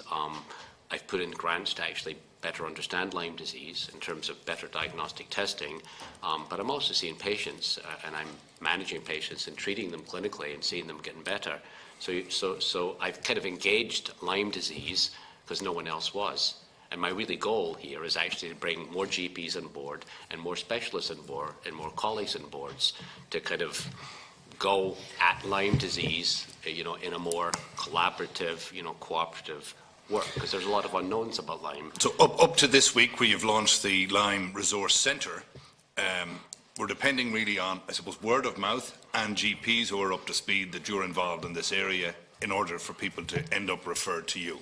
Well, the Lyme resource has nothing to do with clinical care. I was given a private grant by a donor. I know that. Yeah. To just to raise the awareness, to establish an educational centre for. Okay, so it's safe to. So where I'm coming from on that is there's no public support for that centre. That's privately funded. No, this is privately funded. Okay. Any pushback on the establishment of that from anybody? Well, there has been, I think it was misrepresented as a treatment centre. So yes, there's been huge, pushback on that. But that's all been clarified, that it's not a treatment centre. But I do believe there should be a treatment centre. People shouldn't be having to leave the country. There should be more resources put into to better understanding this disease and making sure that everybody can access new diagnostics and better treatments for Lyme. So I think there is a need within Ireland for the HSE and the Department of Health to prioritise this as a disease of significance, because it is affecting, I think, lots of people. So from where you sit at the moment, and we seem to have established this from listening to the answers to other people's questions this morning, this is an area that's not funded. It's an area where there's no official GP training provided by the state, and it's an area where if you need to establish, in the absence of an absolute agreed gold standard in testing, clinical diagnosis, and really it's the luck of the draw based on the level of knowledge of the GP or whether I'm lucky enough to have been led to you. Is that a fair assessment in terms of Lyme as it is at the moment in Ireland? There's not a good pathway for care in Ireland, and a lot of patients are being lost in the system, yes. Okay. There is a suggestion that that heretofore in Ireland that we tend to kind of follow what we see as best practice, and that might be the National Institute of Clinical Excellence in the UK on some issues, and it might be the Infectious Disease Society of America on the others, or it might be the guidelines from the CDC on others again. Isn't that kind of tend to be how Ireland does its business? Sometimes we rubber stamp and just copy other people's guidelines. Copy and paste. Yes, right. But I mean, on a lot of things, that they're probably good enough. Is it true, and I've read this lately, that officials of the Centre for Disease Control and officials from the Infectious Disease Society of America own or have shares in the ownership of patents relevant to some Lyme disease tests? I don't get involved in these politics as far as that goes. No, but I'm just saying, from your medical knowledge, is that? From my medical knowledge, yes. I've read reports that I can't say my medical knowledge. I've read reports. You've read reports that that's the case. There are antibody tests that are licensed, which I think are imperfect. Right. And there are issues with patents and who owns, who has ownership of those patents. Yeah, and in terms of basic governance, just as a member of the Public Accounts Committee here, would you agree that from a governance perspective, it wouldn't really be appropriate to have people who own the test setting the guidelines that others throughout the world may choose to mimic? I'm a medical doctor, so I really can't comment on that. But no, it doesn't sound like right. And what is TikTok Ireland's view on that? Well, TikTok Ireland is we've looked at the work of Jenna Lucia Taylor, and we've looked at the submission she's made to the United Nations, and she's looked at this whole conflict of interest and the conflict of interest that existed before 2006 when these guidelines have drawn up. And she's looked at the fact that not all of these patents were declared publicly by the people who were involved in drawing up the guidelines. And the UN has noted this, and they're looking at it as a form of corruption. So yes, we're very concerned with that. And we're very concerned that then these still 2006 guidelines are being held up as some sort of standard across the world when there wasn't the transparency there should be, and when there has been notable conflicts of interest that are there. The other thing you mentioned, just in terms of being a member of the Public Accounts Committee, is the other thing to look at is, we've talked a little bit about the human cost here today, And you have 3 patients who've gone through treatment and are in the process of reclaiming their lives after an average of 18 years, 12 years in my case, 4 years. But you also have to look at the cost to the exchequer. In the UK, they're talking about, if they say 45,000 cases of Lyme disease in UK, I'm presuming that Lyme disease is underreported, and that's fairly well established. That costs them between 3 and 3.5 million sterling a year. So that's like looking at a cost that's there in terms of the economic and societal costs. Is it for the whole country or X amount of patients? That's in terms of Lyme disease and in terms of the annual incidence, basing it on 4 to 5,000 cases, which would be a gross underestimation. But just to give you an idea... And the cost would be 3 to 5 million? 3 to 3.5 million, yeah. That would sound low just compared to what Dr. Lambert had said, where it was somewhere between 25 billion and 75 billion in the United States. So applying the crude population ratio, that here would be between 375 million and 1.1 billion per year here. Now, I know that's a crude ratio, so it's not very low in the UK. But look, I take your point. Can I finish just with one question to yourself, Chairman? Senator Colin Burke earlier quoted from a document that Dr. Lambert said he hadn't seen from the Irish Infectious Disease Society. Was that something, he seemed to allude to the fact that this was a paper done for the committee. Did the committee secretariat seek a document from the IDIS before? No, it was documentation submitted by the department. By the department? Yeah. In support of their own... As part of their submission this morning. And it's part of their own submission coming forward. Okay. So they'll be presenting that. They'll be presenting that, will they? Well, I'm not sure what they're going to present. What Senator Burke was referring to, he seemed to be referring to a document that nobody has, and I'm just interested to know, was that document generated specifically for the committee? Yeah, circulated to the committee. All right. So I'll have an opportunity to ask the authors of that, will I, about that? Yes. That's great. Thanks very much, Chairman. And thank you for... In the interest of time then, and to move on to our second session, on behalf of the committee, I'd like to thank you, Dr. Jack Lambert. I know you had not perhaps intended to stay so long, but thank you very much for your contributions this morning. And on behalf of TikTok Ireland, thank you, Kerry Lawless, Edwin Sims and Nikki St. George Smith. Thank you very much. We're now going to suspend for a few minutes to allow our other witnesses to take their seats.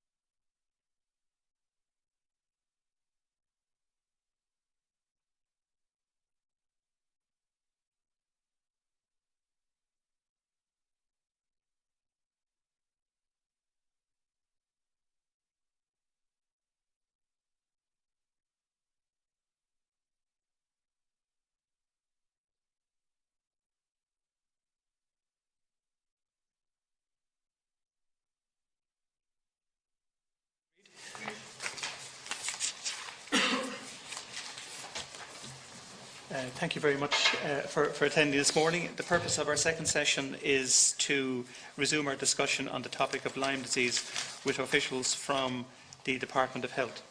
On behalf of the committee, I would like to welcome Dr. Ronan Glynn, Deputy Chief Medical Officer of the Department of Health, who is accompanied by Dr. Paul McKeown, Specialist in Public Health Medicine, Health Protection Surveillance Centre, Dr. Cillian de Gascon, Consultant Medical Virologist and Director of the National Viral Reference Laboratory, Professor Karina Butler, President of the Infectious Disease Society of Ireland and Consultant in Infectious Diseases in Crumlin and Temple Street Hospitals, and Dr. Gerard Sheehan. I'm not sure of your title. Dr. Gerard Sheehan, Mater Hospital and UCD. Thank you very much. So, just some housekeeping matters then. I wish to draw your attention to the fact that by virtue of Section 17(2)(l) of the Defamation Act 2009, witnesses are protected by absolute privilege in respect to their evidence to this committee.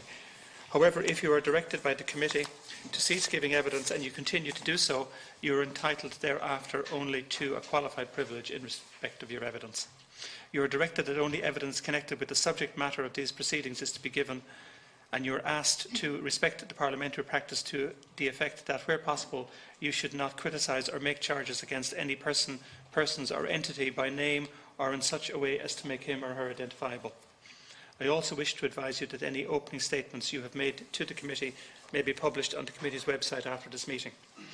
Members are reminded of the long-standing parliamentary practice to the effect that they should not comment on, criticise or make charges against a person outside of the Houses or an official either by name in such a way as to make him or her identifiable. Can I now invite Dr. Ronan Glynn of the Department of Health to make your opening statement. Thank you. Thank you, Chairman. Chairman, members of the committee, my name is Dr. Ronan Glynn. I'm Deputy Chief Medical Officer and recently appointed as Lead for Health Protection at the Department of Health. Firstly, my colleagues and I wish to acknowledge that Lyme disease has been the subject of significant attention in recent years. The matter has been regularly highlighted in the Oireachtas by means of leaders' questions, parliamentary questions or topical issues, and indeed has previously been discussed by this committee. I want to thank you for inviting us here today to speak to the issue and to introduce my colleagues, Dr. Paul McKeown, Dr. Cillian de Gascon, Professor Karina Butler and Dr. Gerard Sheehan. Lyme disease, also known as Lyme borreliosis, is an infection caused by a bacteria called Borrelia burgdorferi. It is transmitted to humans by bites from ticks infected with the bacteria, and it is the most common tick-borne infection in the USA, Canada and Europe. Lyme disease infection is generally mild, affecting only the skin. The most common noticeable evidence of infection is a rash called erythema migrans, and this is seen in up to 90% of patients. Occasionally, there may be more serious symptoms involving the nervous system, the joints, the heart or other tissues. Lyme disease was made statutorily notifiable in Ireland by the Infectious Disease Amendment Regulations of 2011. The notifiable entity is the more severe neurological form of the disease, Lyme neuroborreliosis. The choice of Lyme neuroborreliosis as the notifiable entity was based on scientific advice from the European Centre for Disease Control, and it followed wide consultation with experts across EU member states. Since first becoming notifiable, between 8 and 21 cases of Lyme neuroborreliosis have been notified each year in Ireland. One of the major advantages of using Lyme neuroborreliosis as the notifiable entity is that the relationship of the proportion of neuroborreliosis cases to other cases of Lyme disease is well described and relatively stable.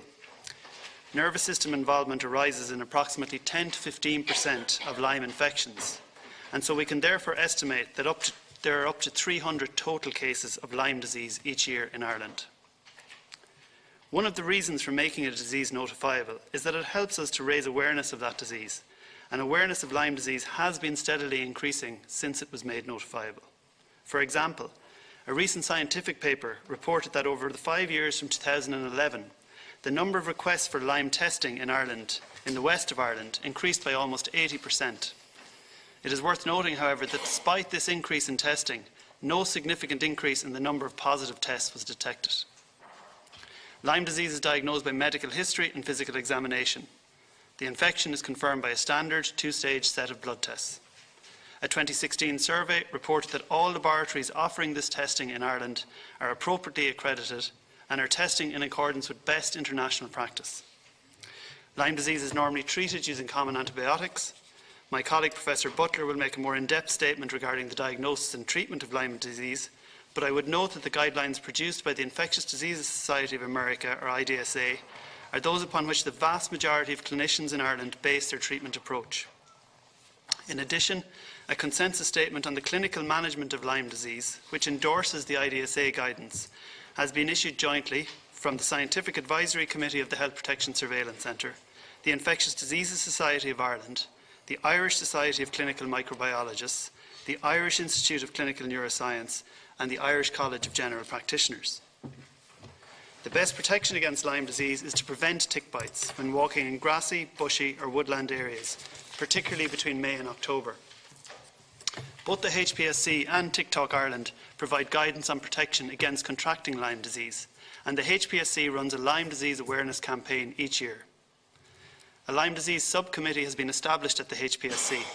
This aims to examine best practice in relation to prevention and surveillance of Lyme disease and to produce a report which will identify the best strategies for the prevention of this disease in Ireland. The HPSC delayed the publication of its report in order to incorporate the findings of an extensive systematic review of the evidence on Lyme disease by the National Institute for Health and Care Excellence in the UK. This was published earlier this year, and the HPSC's own report is now due to be published early in the new year. Mr. Chairman, I'm happy now to hand over to my colleague Professor Butler, who will talk to you in more detail about Lyme disease, and the panel will then answer queries you may have. Thank you very much. Dr. Karina Butler, your opening statement. Good morning. Chairman and members of the committee, thank you for the invitation to speak today. I am Dr. Karina Butler, consultant paediatrician and infectious disease specialist. I've been diagnosing and treating patients with infectious diseases for more than 30 years. Today I speak on behalf of the Infectious Disease Society of Ireland, and I am joined here on the panel by Dr. Gerard Sheehan and in the chamber by Dr. Catherine Fleming from Galway and from Dublin Professors Colin Bergen, Patrick Mallon and Dr. Concepta Mary. The IDSI submission has been co-authored and approved by 22 infectious disease specialists, thus it includes representation from each of the Dublin-based and regional centres, the affiliated universities and the RCSI. There is an overwhelming consensus of expert opinion that supports the written submission. As doctors, we care for patients of all ages who have or who are suspected to have an infectious disease. We seek to ensure that all patients under our care, including those with Lyme or those who believe that they may have Lyme, receive the highest quality of evidence-based medical care. We have no other agenda. Lyme is a significant infection, and untreated Lyme can progress to cause serious illness. But early Lyme disease as a clinical diagnosis does not require laboratory testing, and a relatively short course of antibiotics cures the infection. Laboratory testing is not always positive in early Lyme infection. However, the reliability of testing increases over time, such that those who have had symptoms for months or years that are due to Lyme can be expected to test positive. In Ireland, samples are tested according to best international standards, and the absence of a positive test is not a barrier to treatment.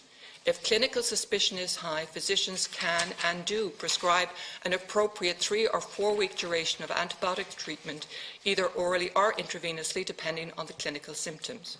Treatment in Ireland is based on international evidence-based guidelines, several, not just IDSA, but guidelines from Europe as well, none of which recommend prolonged courses of antibiotics. There is a small minority of patients who experience persistent symptoms following appropriate and adequate treatment for Lyme infection. However, prolonged courses of antibiotics have not been shown to benefit these patients. There is no evidence of benefit, but there is evidence of potential harm. There are patients who have chronic disabling symptoms that are not readily explained medically, and the symptoms are undeniable and can have a profound effect on the quality of life. In some, the possibility of a chronic Lyme infection, despite Lyme antibody tests being negative and despite appropriate treatment, is proposed as the cause of these symptoms.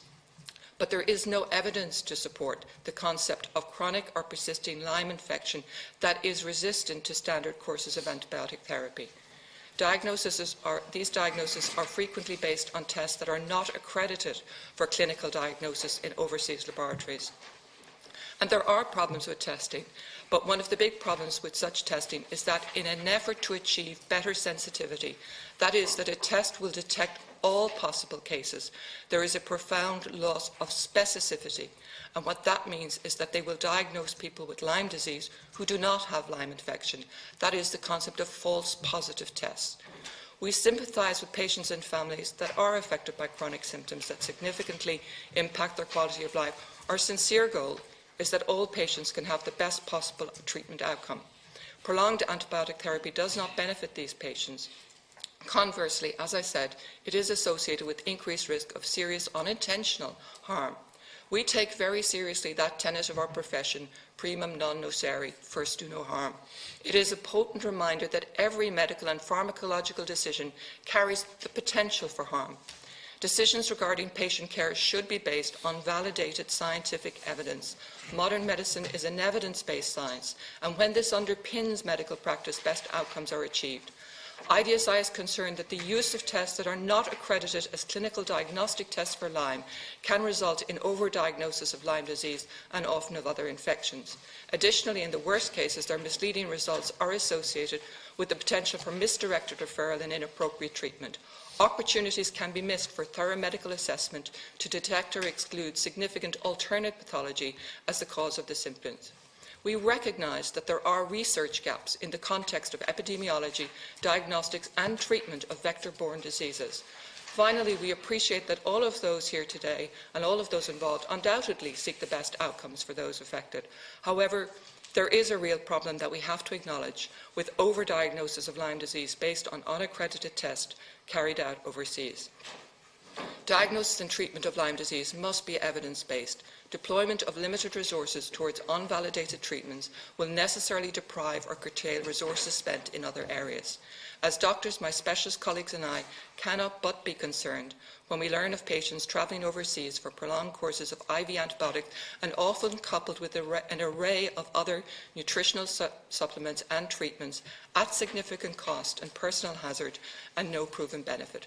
There is no evidence of benefit to these treatments and there is potential for harm. In our submission, we have sought to accurately present the current situation in regard to Lyme disease, its diagnosis and treatment. And we have no other agenda other than to provide evidence-based, high-quality care for our patients. Thank you. Thank you very much, Dr. Butler. Before I bring in our committee members, could I just ask the panel,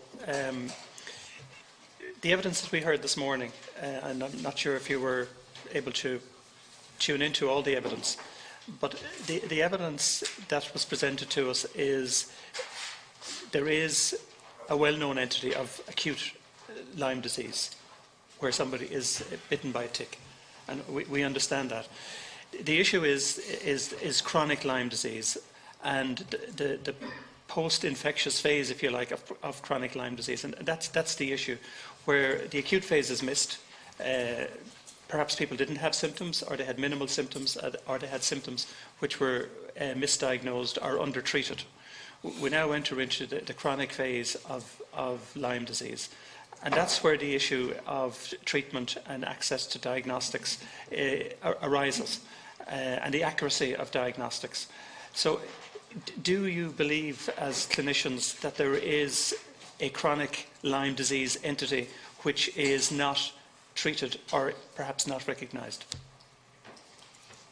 If early Lyme disease isn't treated, there is definitely a risk of the development of late complications for people who have not been treated. In general, they manifest either as arthritis, as cardiac involvement, or a variety of neurological and other symptoms. And undoubtedly that exists. And with duration of time, and my colleague from the NBRL may wish to speak more to this, the likelihood of antibody tests becoming positive increases significantly. Such that, for example, with arthritis, if you've got 100 people with arthritis with Lyme disease, 97% of them will have strongly positive tests. If you look at case reports, for example, in the US task force submission, where they characterized patients that had missed early Lyme disease and had very significant chronic symptoms because of that, in terms of either cardiac problems or others, they tested strongly positive by the standard two-step testing. For people who are treated who have had Lyme disease, there is undoubtedly a minority of people who have persistence of symptoms. but there is no evidence that that represents persistent infection. And in fact, there have been studies, randomized control studies, taking those patients and looking to see if retreating with prolonged antibiotic therapies or adopting what was referred to as a holistic approach with other treatments as well made any difference. Some patients got better, but the number was the same in those who received the treatment strategy and those who didn't receive the treatment strategy. There have been other studies on prolonged antibiotics for people with those symptoms, and they have not been found to have benefit.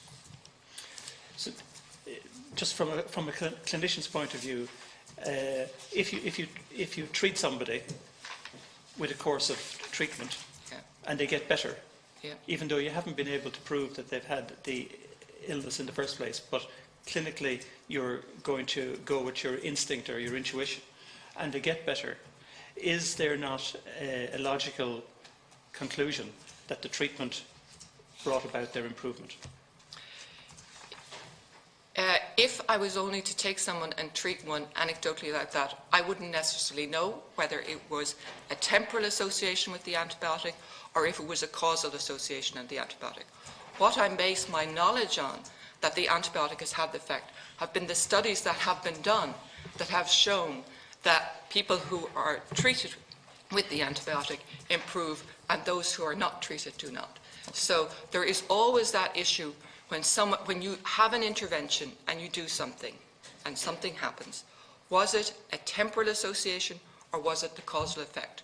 And to know that difference, we have to look at the science and at trials where you look at similar groups of people, one of whom gets the intervention, one doesn't, and then see, is the benefit only in those who got the intervention? And just one last question then. If you have antibodies, if you can prove that there's antibodies to Lyme borreliosis, you're saying that the presence of the antibodies does not indicate active infection? I'm saying with all serological testing, there are problems with, to a certain degree, with both underdiagnosis and also with overdiagnosis of treatments, because sometimes we get false positive tests and we can get false negative tests. So we must use the testings together with the clinical scenario that give us the greatest probability that the testing we see and the result supports the clinical entity and confirms our diagnostic suspicion. I'm sorry, one last question. Those who have the neurological symptoms of borreliosis infection or Lyme infection, which you estimate is 15% of the total number of people who could be infected, if you treat those people with antibiotics, do they improve? If you treat those people with antibiotics, you will cure the infection, and the majority of those people will improve, but there will be persistent symptoms in a minority of those patients. And how long after the symptoms don't always resolve. Okay, but if you're bitten by a tick and 2 years later you present with neurological symptoms and you treat those patients with antibiotics, is the assumption then that the infection is still active? If they have been untreated, there is a likelihood that the infection may still be active, which is why you treat them with the antibiotics. The assumption is that after a course of antibiotics, if it's neurological, that will be for at least 4 weeks, that the infection will be cured. Not all symptoms will resolve, and there can be some permanent damage that will not be reversed. Thank you. Do any other members of the panel wish to make a comment? It'll come on automatically, yeah. Stop fiddling, Paul. Excuse me, my name is Paul McKeown from the Health Protection Surveillance Centre, and I'm a consultant in public health medicine. And as well as concurring with Professor Butler, I'd also like to add some background information that may be useful. In the United Kingdom and in Ireland, over the years, they've undertaken surveys, sero-surveys. In other words, they have taken blood from large groups of people and tested it for the presence of past exposure to the Borrelia bug, we call it Lyme borreliosis. The way they've generally done this is using blood donor blood. So they have a pool of blood that's been taken from thousands of people, and they test it for the presence or absence of Lyme disease. The first of those tests was undertaken in the New Forest in Hampshire, and the New Forest is a well-known area which generates a lot of Lyme cases each year. They found that the background positivity rate, in other words, the proportion of people in that area, in the New Forest, and they had about 600 or so subjects that they tested their blood, was about 22%. So something shy of 1 person in 4 had a positive blood test. I actually worked in the hospital that undertook the study, and the consultant there was very used to hearken back to us, and we group of doctors came in together, and we were immediately enrolled in the study, and I had a blood sample taken, and I was positive for Lyme disease. So he said that I got it from the New Forest, but since I'd only started work there the previous Monday, I didn't get it there. I almost certainly was bitten by a tick on many happy holidays as a child in Achill. But the point is that whenever, during Professor Butler's introduction, she made the very important point that the diagnosis will be based upon clinical features and the presence of a positive blood test. And the danger is, because the background population, I'll just give you a couple more figures. Around Portumna, the Irish figures would suggest 8 to 10% of the background population have a positive Lyme test, and in other parts of the West it would be much lower. But this shows that it's a very localised phenomenon, and we know that the area where you're most likely to come into contact with ticks and be infected are publicly accessible parkland. And so around the west and south of Ireland we have a number of areas that have these concentrations of ticks that are infected.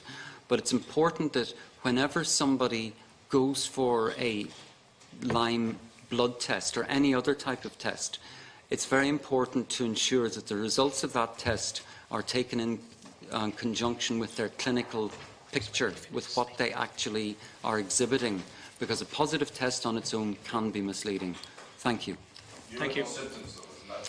Well, if I was bitten as a youngster in Keam, I don't remember, but I know my mother used to bathe us and rub the ticks off. It's reasonable to assume that you weren't symptomatic then, just to point that out. I probably wasn't, so okay, I'm almost certainly, yeah. Thank you, Deputy McSherry. Unfortunately, I have to vacate the chair for a period of time, so Deputy O'Reilly is going to take the chair. And the first contributor then is Deputy Donnelly. And if you wish to contribute, Deputy Durkan will take the chair while you... Oh, yeah, no, fine. You'll organise that. Thank you. Very good. Don't worry. So, our first question from Deputy Donnelly. Thank you all very much for your time and for coming in. I'd like to walk through the process from the patient's perspective, if I could, and just try to understand where the disagreements are between the testimony we heard earlier on today and the testimony we're hearing now, and the various studies you're citing and the studies that were cited earlier on today. So, when a patient presents to their GP, it has been suggested that the GP training on identification may not be great, and that there's a big opportunity in terms of training the GPs to recognise the tick bite and then the potential for short-term treatment. Would you say that that's true, or that essentially there's a lot of work to be done in terms of awareness raising in the GP community? Will I answer that? Yeah, I'm Dr. Sheehan from the Mater, and I'm an adult consultant. So I would say that there's a variable level of awareness amongst GPs, but I would also reiterate that the experience with Lyme disease in this country is relatively focal, and certainly in particular parts of the country, GPs are becoming increasingly aware of the early features of Lyme disease.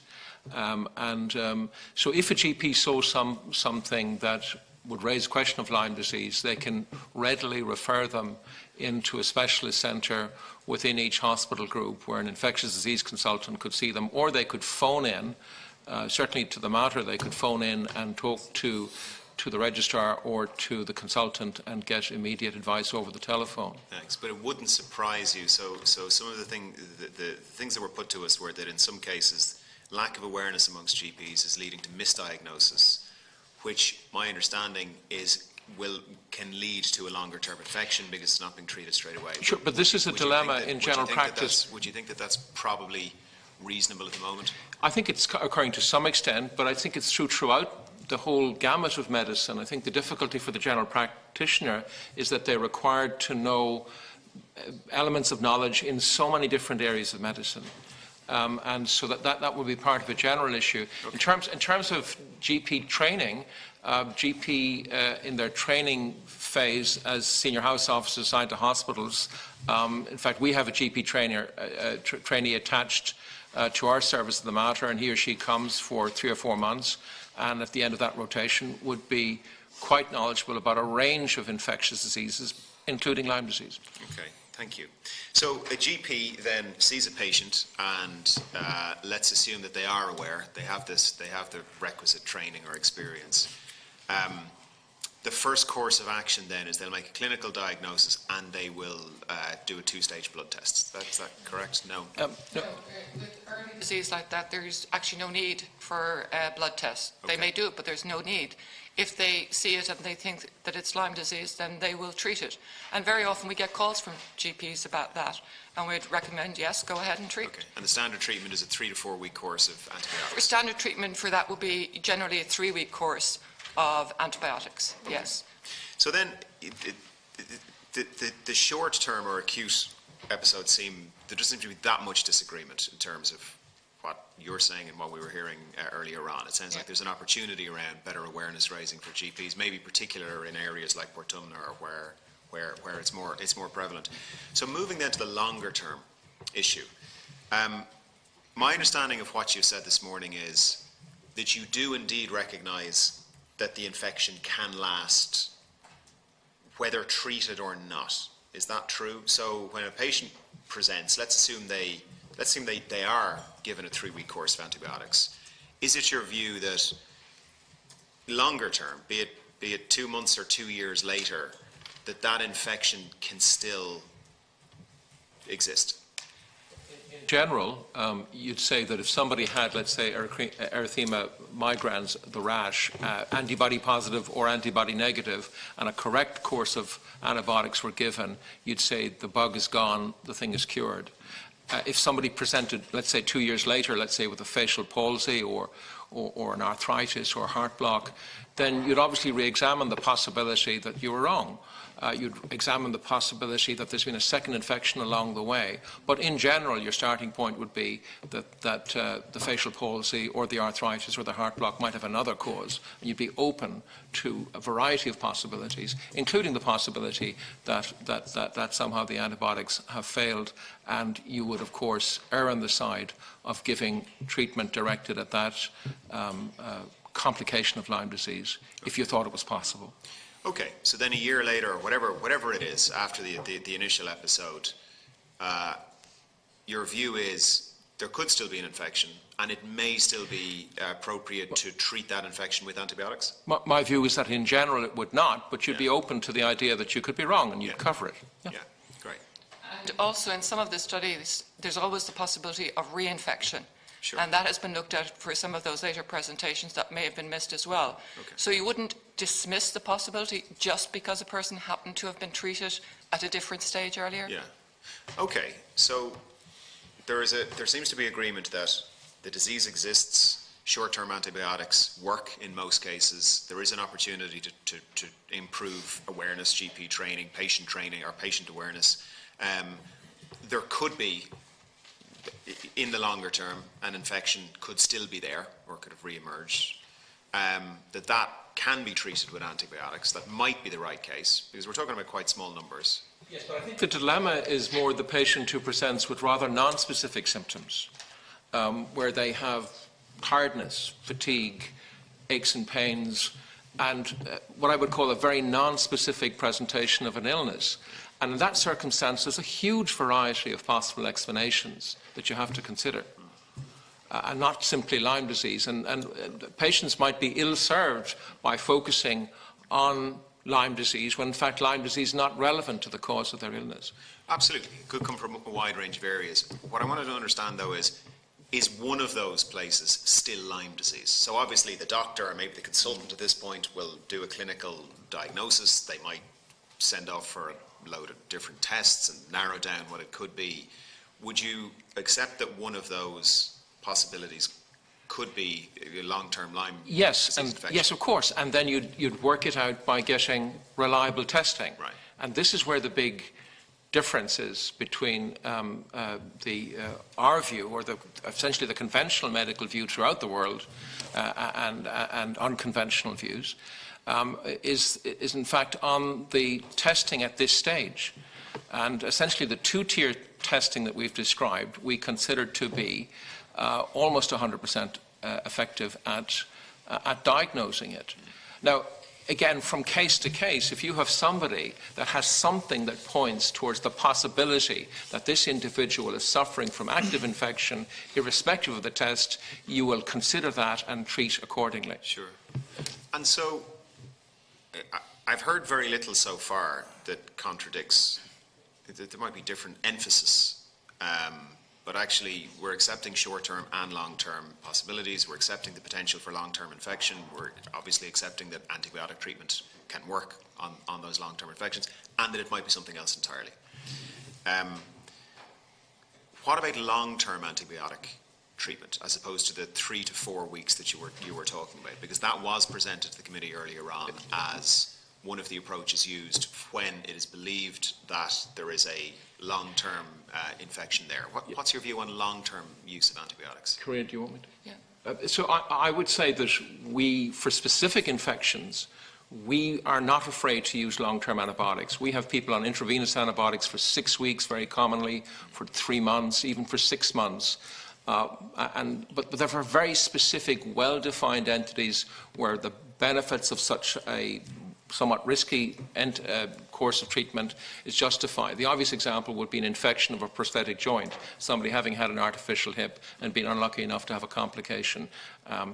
But for Lyme disease, we find no evidence of benefit for that. And that's been examined in at least 4 randomized controlled trials, where a large number of people are randomly assigned to 3 months of antibiotics, and another group are the others are randomly assigned to not on antibiotics, and essentially no benefit. But you're exposing them to hazard. Can I just ask you on the no benefit? When you say no benefit, I mean, are we talking 0 benefit, or are we talking low percentages? We're talking about a population.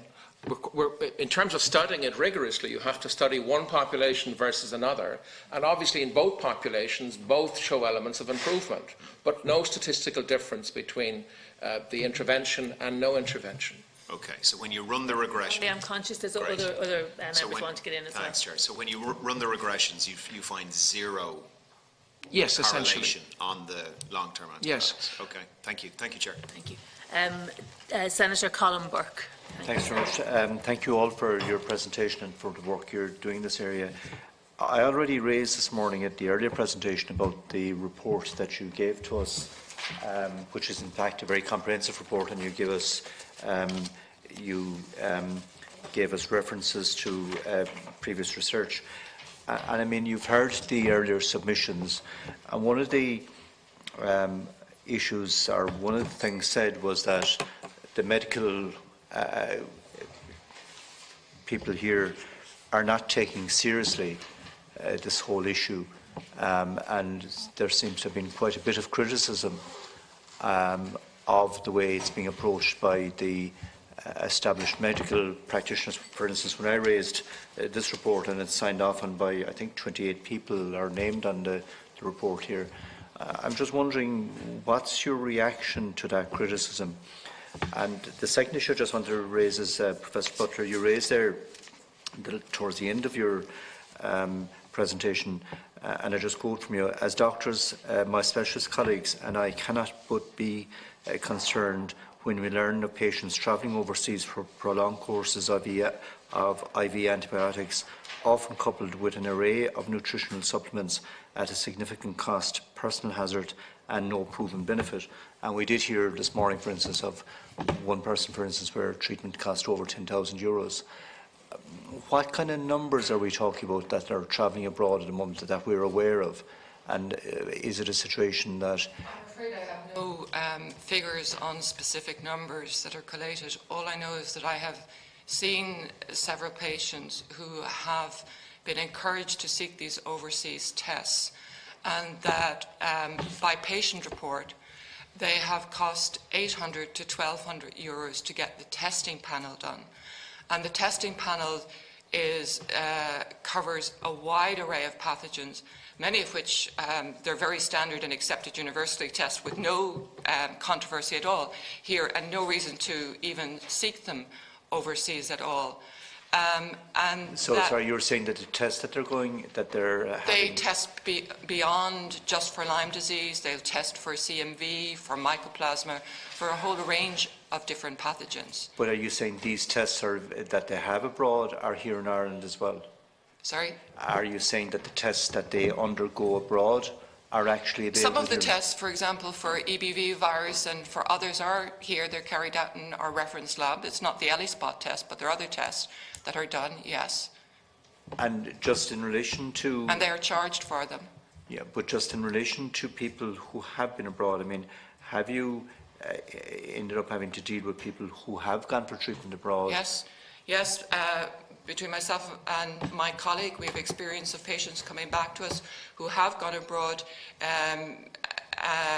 You know, we don't want to be specific because we don't want patients to be identifiable anyway, but who have received cannulations on a daily basis in and out to receive IV antibiotics in certain centres, and all at a huge cost and no proven benefit, and often come home with an array of nutritional or other supplements and receive other therapies, again, which there's no evidence base for treatment. And just the first question I raised was about the criticism here this morning, and you know, and I've been contacted by a number of people as well who feel that the medical profession are not responding appropriately. Clearly, in this I can't speak for every practitioner that is out there, but I can speak for my own practice and that of my colleagues that we work with. Anyone who is referred with a query relating to Lyme disease, either that they have it or possibility, or very often that they come back with these tests and want interpretation, they receive an appointment. We don't have actually waiting lists, so we see people quite promptly generally. And in general, the average consultation time I would spend with such a family is over 60 minutes, 60 to 90 minutes, to go through things with them. We do take it seriously because, as I said, patients who come, there are reasons that they have gone for this. They have symptoms. It's just that we don't believe that those symptoms are always or necessarily due to Lyme disease. And there are patients, and unfortunately, there is a lack of clinical pathways for conditions of chronic fatigue or non-specific symptoms that we have to work to improve on to supply for our patients. It was being quoted here about there was recent studies or recent information from the WHO, and that the profession here hasn't taken on those on board. I'm just wondering what's your view on that? In terms of the WHO, we are not in agreement. And did you want to speak to the WHO classification? I think it's important to put the WHO ICD language in context. So the WHO did not produce guidance. They produced a list of categories of Lyme disease. So it's essentially a dictionary. So it's very important to distinguish between that and clinical guidance, which is used in clinical practice. I think it's very important also to point out that the WHO themselves have stated that just because a particular entity is included or excluded on their list in their dictionary, that is not a judgment on whether or not a condition is valid or on whether or not a particular treatment that's mentioned works or not. So it should not. So inclusion on that WHO list, the WHO themselves have said that should not be seen as an indication of efficacy or a validation of a particular condition. But one of the things said this morning, for instance, one of the particular quotes was that we're ignoring the advances of science in this area. And it's a very serious allegation. In other words, we're being told that the medical profession in Ireland on this particular issue is ignoring the advances of science. That was one of the quotes from this morning. And I'm just, maybe you might like to comment on that. I would ask the question, why would we, whose whole practice is based on trying to drive medical practice forward and embrace science, ignore if there was real validated science there? If there was evidence that prolonged course of treatment helped symptoms such as this, it is the easiest thing in the world to write a prescription for 6 months of antibiotics. It is much harder to really try and explain to patients why one is not doing it. And if there is no evidence, and we know that long course of antibiotics are associated with potential for harm, even in the situations, for example, Jared Sheen talked about, where we give courses for example, for bone infection, where we know we have to do it. You've got hazards of secondary infections, Clostridium difficile colitis. You have hazards of antibiotic resistance. You have hazards of allergic reactions to the antibiotics. Importantly, at a wider scale, in this era where there is a real drive to husband the resource of antibiotics and not to use them inappropriately, we are frittering away maybe that chance of keeping antibiotics that are active against the pathogens we need them to work against. And finally, could I just ask in relation to getting information out there?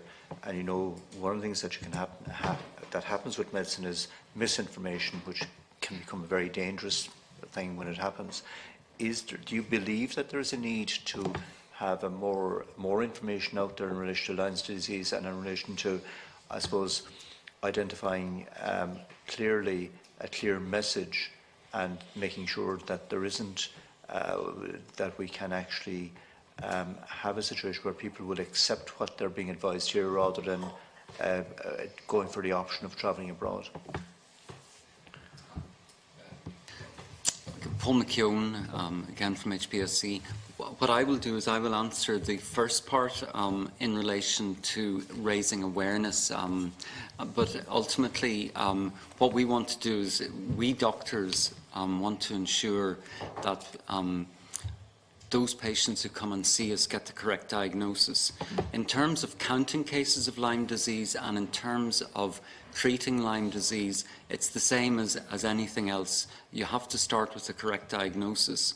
And I quite agree that raising awareness is crucial in the context of Lyme disease. My organisation has, in 2011, the disease, as Ronan said, as Dr. Glynn said, was made notifiable.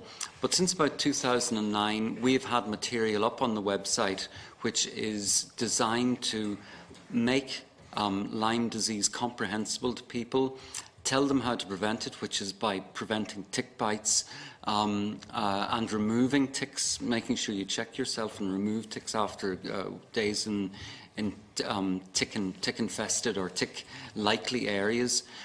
This is information that should be out there. We have been pressing to try and ensure that it is out there, and we have been trying to get across the message to people, which is getting messages across to an entire population can sometimes be quite difficult, but getting information out to them that tick bites occur at a particular time of year in Ireland. They don't occur throughout the year, so from the end of March and right up until November is the time of year when you are much more likely to be bitten by a tick. Now, all of this information needs to get to people, and so what we have been doing in the past, we have a Lyme Awareness Week, which has become a Lyme Awareness Day because it actually involved the same amount of work. Generally March, April at the beginning, sometimes into May, but generally at the beginning of the tick biting season, to raise these issues, to point out posters, to point out flyers, to point out frequently asked questions on our website. And that information then is supplemented by, for example, media interviews, which I do every year. As part of the work of the Lyme subcommittee, one of the things we're recommending is that we make much greater use of social media. And one of the recommendations would be that during the summer, after the Lyme Awareness Day, during the spring throughout the year, that we would have fortnightly, we would try and build up a large Twitter following to our Twitter account and try and ensure that fortnightly alerts go out. Because that kind of awareness, as you rightly say, is crucial. And that was a major part of the work of the committee, was trying to determine just how much of that was taking place and how much more is needed. Thank you. Thanks. Our next contributor, and just to let people know if they're waiting, Deputy O'Mahony, followed by Deputy Durkan, followed by Deputy McSherry. Yeah, thank you, Chair. Welcome everybody, and thank you all for coming in this morning. Just, I suppose, a simple question really. I'm just wondering why, do you know, if I go in for a blood test and it's sent off, there's loads of things tested for, why isn't Lyme disease included in that? I know some of the doctors on the Beara Peninsula, which is Cork South West, where I represent, and it's a fairly high rate there of Lyme disease. Some of the GPs there added on to the list of requirements from the blood tests. So I was just wondering, maybe in areas where it is common, I was just wondering why it isn't done. I just think it would kind of maybe catch things earlier if it was. The Western blot test, how common is that used? And I just suppose, did a bit of research, and it says online that it's 99.9% dependable, I suppose, the result. And just wondering, would you agree with that? And also, can I get your comments on prevention and education of Lyme disease in general? Thanks, doctors. Thanks, Chair. Thank you. Killian Gaston from the National Virus Reference Laboratory. I might talk to the testing component of that. Yes. So, generally speaking, with any test that's provided, a doctor has to have a pre-test suspicion. So certainly from the perspective at the NVRL, our testing numbers, say since the start of 2015, we've performed over 21,000 tests for Lyme disease. That's increased by about 50% between 2015 and 2017. So certainly the implication, or we would infer from that there is increased awareness out there, there is more testing. Despite the increased testing being performed, the level of positivity, or the number of positive test results we are seeing, has not increased significantly. In fact, it's probably decreased slightly, which might suggest that more people who aren't infected are being tested. What we perform at the NVRL is an ELISA that you may have heard about this morning, an antibody test that looks for IgG. And generally speaking, as we've heard earlier, in the early stages of infection with erythema migrans, the sensitivity of that assay is low. We know that, that's well established, which is why we don't rely on it for the treatment of erythema migrans or early disease. But we also know that in late stage disease, it is almost universally positive in patients who have had infection for more than, say, 3 to 6 months. So the patients that are presenting with sort of a long-term illness of a year, or say 2 years, or maybe even more, the chances of those being falsely negative on the ELISA that we use are very slim. But in that sense, in the context of that sort of 21,000, say since 2015, we've referred about 1,200 of those to the Rare and Important Pathogens Laboratory in PHE in the Public Health England, important in the UK. They would be our reference lab, if you like. So they engage the two-stage process. They perform a second enzyme immunoassay, and then they also perform the Western blot, or the current equivalent, the immunoblot, to which you alluded. So there is access to treatment in there is access to testing in Ireland, and certainly from my perspective, I operate a laboratory where we receive over sort of 300,000 samples a year. We perform over 900,000 tests a year.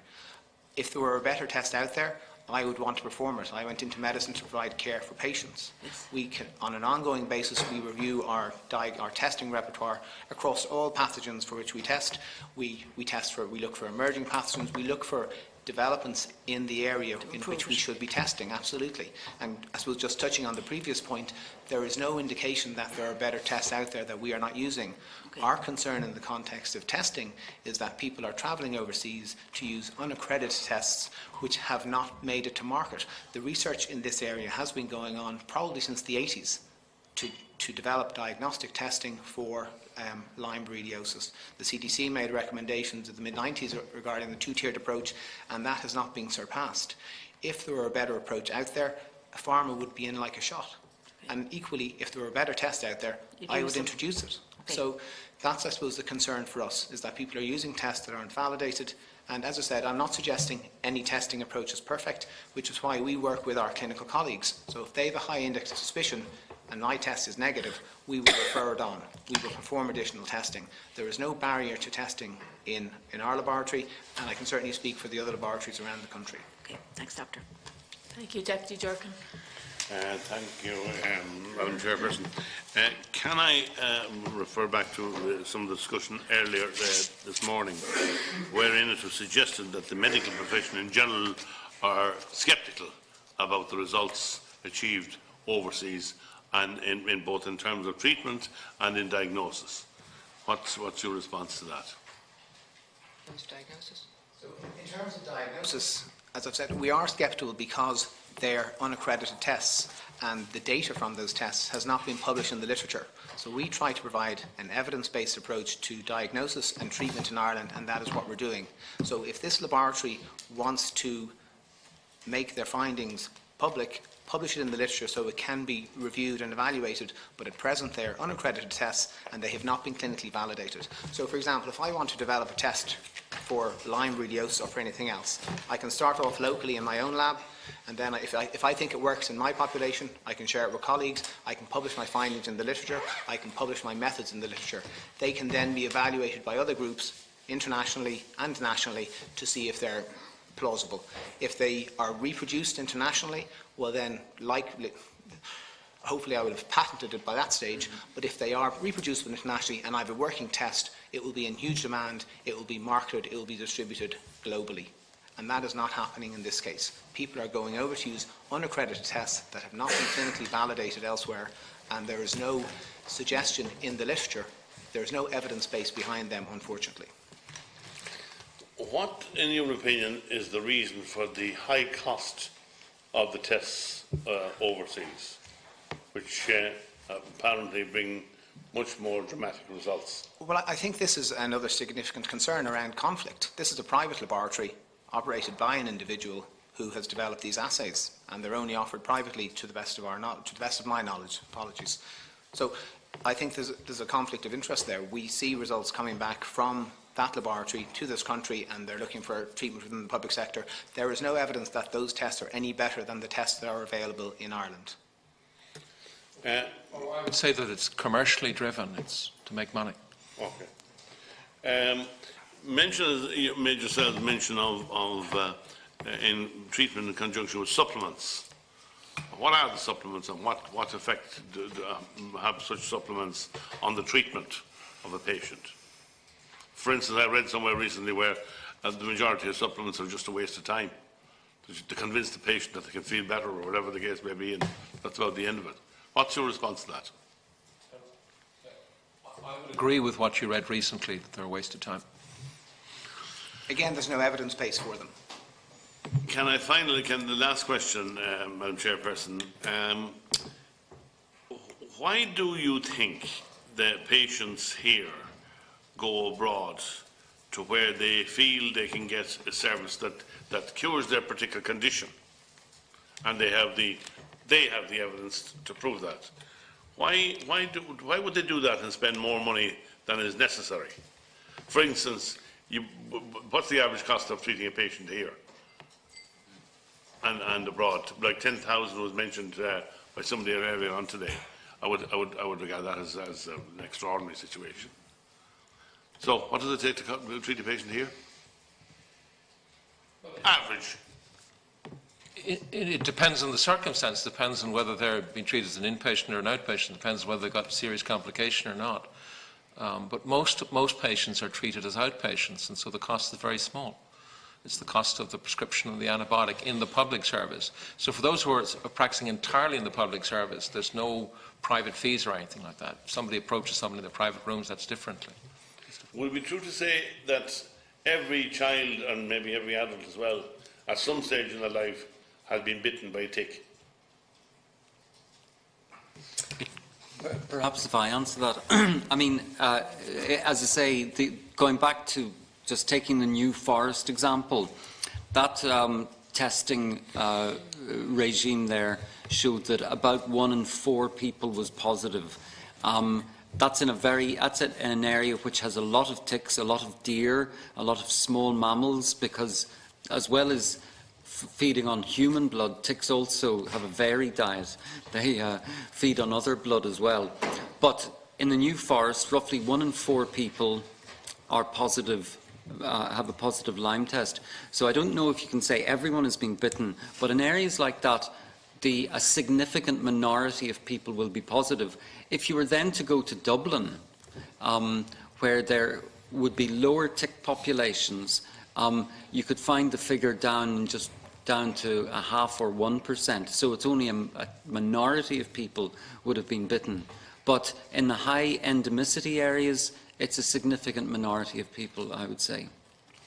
Thank you. I think as a group we would support the approach to additional tick surveys in the country. To the best of my knowledge, there hasn't been one in a number of years. As one who was born and raised in the country, I can assure you that I was bitten several times by ticks. and that could be the result of my present condition, Madam Chairperson, but the jury is still out on that. The point that I would make there is this: the ongoing research is carried out, presumably, to identify the incidence or the incidence levels, and it should be. And presumably as well, and this is the definitely last question, the places overseas who specialise in treatment, they presumably draw patients from all over Europe or all over the world. Do they? We presume so. Don't know. Don't know. Would be very interesting to find that out, Madam Chairperson. Can I just pick up on one very brief point that was made there with regard to, you said that a survey hadn't been conducted for a number of years. Could you give us an indication the last time I think it was a prevalent survey? Is it a survey of ticks? Yes. Yeah. I mean, I know that a study group in UCD have been undertaking work. I've actually inquired about that, but the person's actually on holidays. But there's work currently being undertaken, and it would have been 2 to 3 years ago, previous one. Now, having said that, I think tick surveys are useful whenever you can determine what is the concentration of ticks in a particular habitat, and also it's useful to know what proportion of those ticks are positive. And generally, it's anything from 5 to 25% of ticks.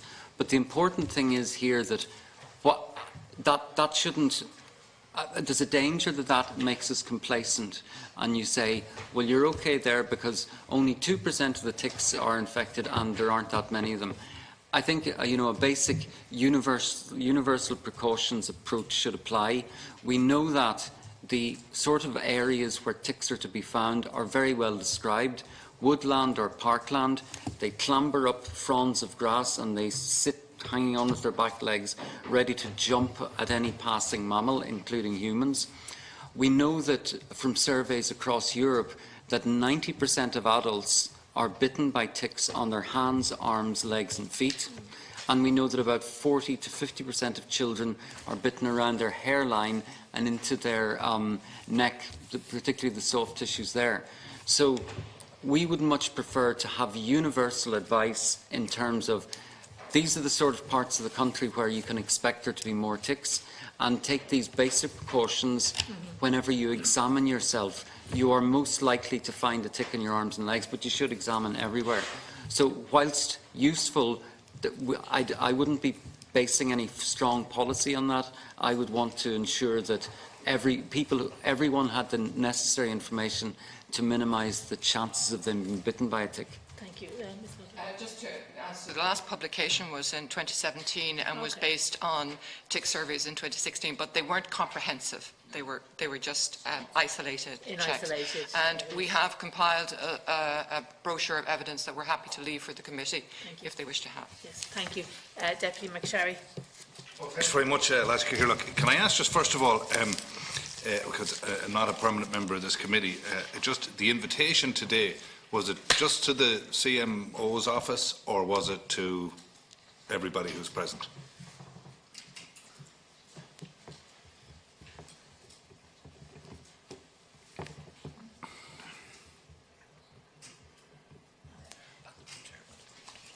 So I'm not you're not a No, I permanent know member, that, and so I'm I not was a just- permanent chair, so yeah. that's why I had to check. The invitation was to the department, and my understanding is that the lead person here present requested additional personnel to be present. Okay, that's great, because it's a very impressive lineup, I have to say.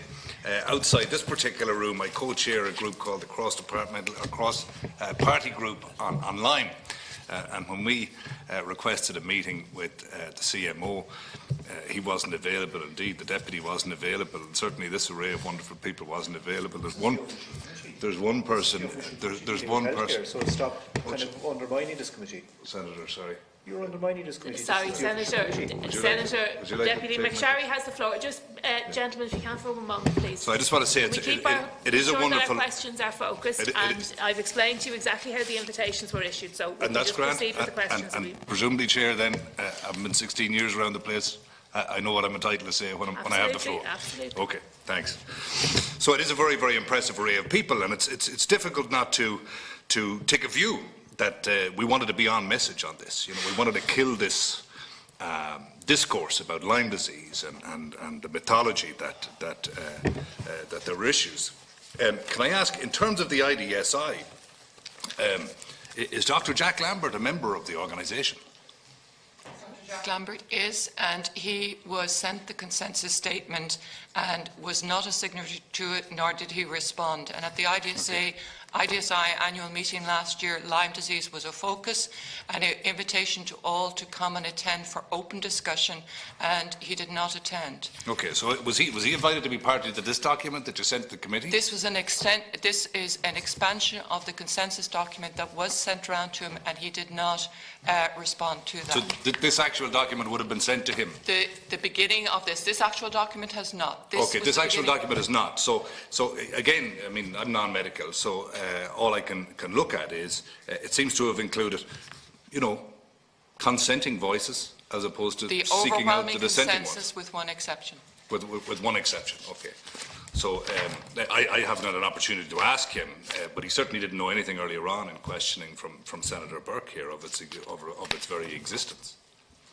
And I suppose, given the discourse, where on one hand we have people coming to us as constituents, saying the opposite of what you're saying in terms of the evidence of international treatment, perhaps it's just the placebo effect that they spent 10,000 and came back feeling well after they came back from getting treatment. Can I ask, in terms of the ICD codes, you said this is just a dictionary. How do you get into the dictionary? Can I write to the WHO and say, I have a new symptom and I'd like to call it something? So will you put that into the ICD codes next time you're reviewing them? How does one get into the ICD codes if it's just a dictionary? Obviously, I'm not involved in the drawing up of the ICD But you're codes, the Deputy Chief Medical Officer of the state, so I would hope you would have some input into it, because you did point out that, look, this is just a dictionary, it's not clinical guidelines, it's not anything else. So what I'm asking is, how do you get into the WHO dictionary for what are chronic conditions? Well, the WHO looks at what do they look evidence. At? Evidence, okay. Is that scientific evidence? Yes. Is that validated scientific evidence? It depends on the condition. It depends on the condition, so it's not. So sometimes they use validated scientific evidence and other times they don't. Well, to be very clear, as I pointed out, the WHO themselves have said that the inclusion of a particular condition or a treatment within their code is not, and should not be taken, that is a validation of a particular condition. So we can only. So it mightn't exist. So they have a list of things that people just dream up. I mean, you said a minute ago that they base it on validated science, but now you're saying that, look, it's not. It's just an ad hoc list that people can throw names of anything into. I'll come back to you with the precise detail. I think it's very worrying as the Deputy Chief Medical Officer of the state that you're not an authority on this particular issue. Can I ask, I know in the document that I've seen there that you provided, that Dr. Lambert wasn't associated with, but you did prepare specifically for this committee, which seems to be consistent with the view other than Dr. Lambert's. It mentions, and you mention, post-treatment Lyme disease syndrome. Strange that there's no code in the WHO for that. I wonder why that is. How come that didn't get into the dictionary? Would you know the answer to that? I mean, that submission was on behalf of the IDSI. No, but it's something that I've come across internationally as well by some people, and you do reference some studies in the National Health Institutes in the States and other areas. So post-treatment Lyme disease syndrome doesn't have an international classification to disease code. I wonder why that is. I'm just asking. Does anybody know? No? Okay, well that's a concern, because I thought we were basing everything on validated science here. That is a subdivision of the chronic symptoms that have been reported by people associated with Lyme disease, and it was for clarification that this is divided into two subgroups. Okay. Those who would have seropositive evidence who have had confirmed Lyme infection, and those who have never tested positive for infection but have symptoms that they attribute to Lyme disease. WHO in their classification has embraced those two groups, and for the point of clarification and to explain things to committee, we have adopted the more clinical definitions, and that is that subdivision. I hope that is okay. clear. That said, post-treatment Lyme disease syndrome is not an established or recognised code within the World Health Organization. Isn't that correct? Isn't that correct? As things stand, yes. As things stand. Okay, have you sent in a submission to have that changed, or? The point is that the new codes have only just been released, and they won't be adopted until 2022. Well, they're already adopted, but they won't be pro forma approved till next May. What happens then? Well, my understanding Ireland have fed into the process, and I've seen this in parliamentary question answers too, from the Minister, most recently last week, where it says, well, look, we're at the beginning of the process. They won't be agreed till next May. They're going to be rubber stamped next May. Already all of the negotiation, with Ireland in there in the middle, with all the other countries, have agreed these codes. They won't change.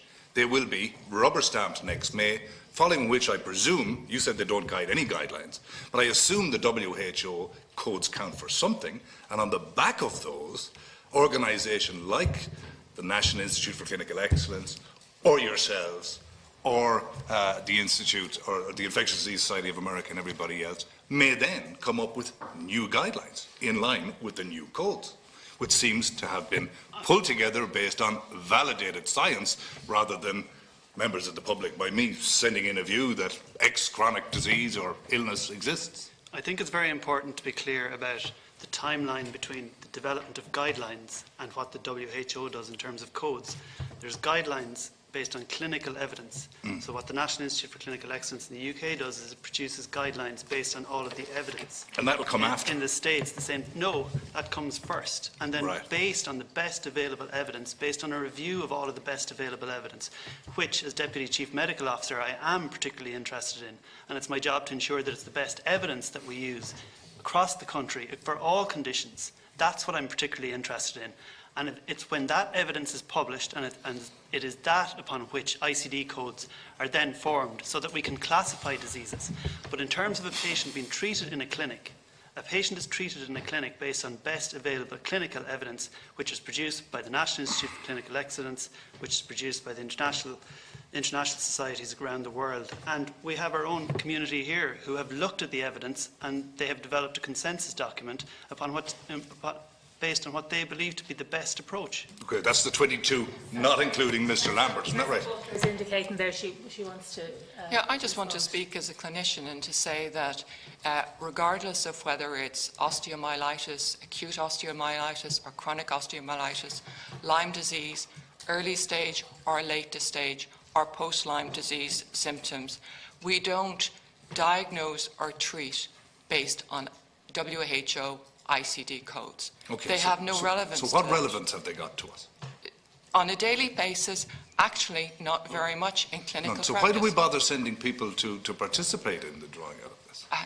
They are useful on a descriptive basis to categorise different groups of things can opt in and to or opt facilitate out. conversation. You can opt in or opt out. They if are it suits. useful Is that for it? their purpose, and dealing with diagnosing and treating patient is not their stated purpose. Well, what is their purpose? Sorry, Dr. McKeown wants to respond as well. If we...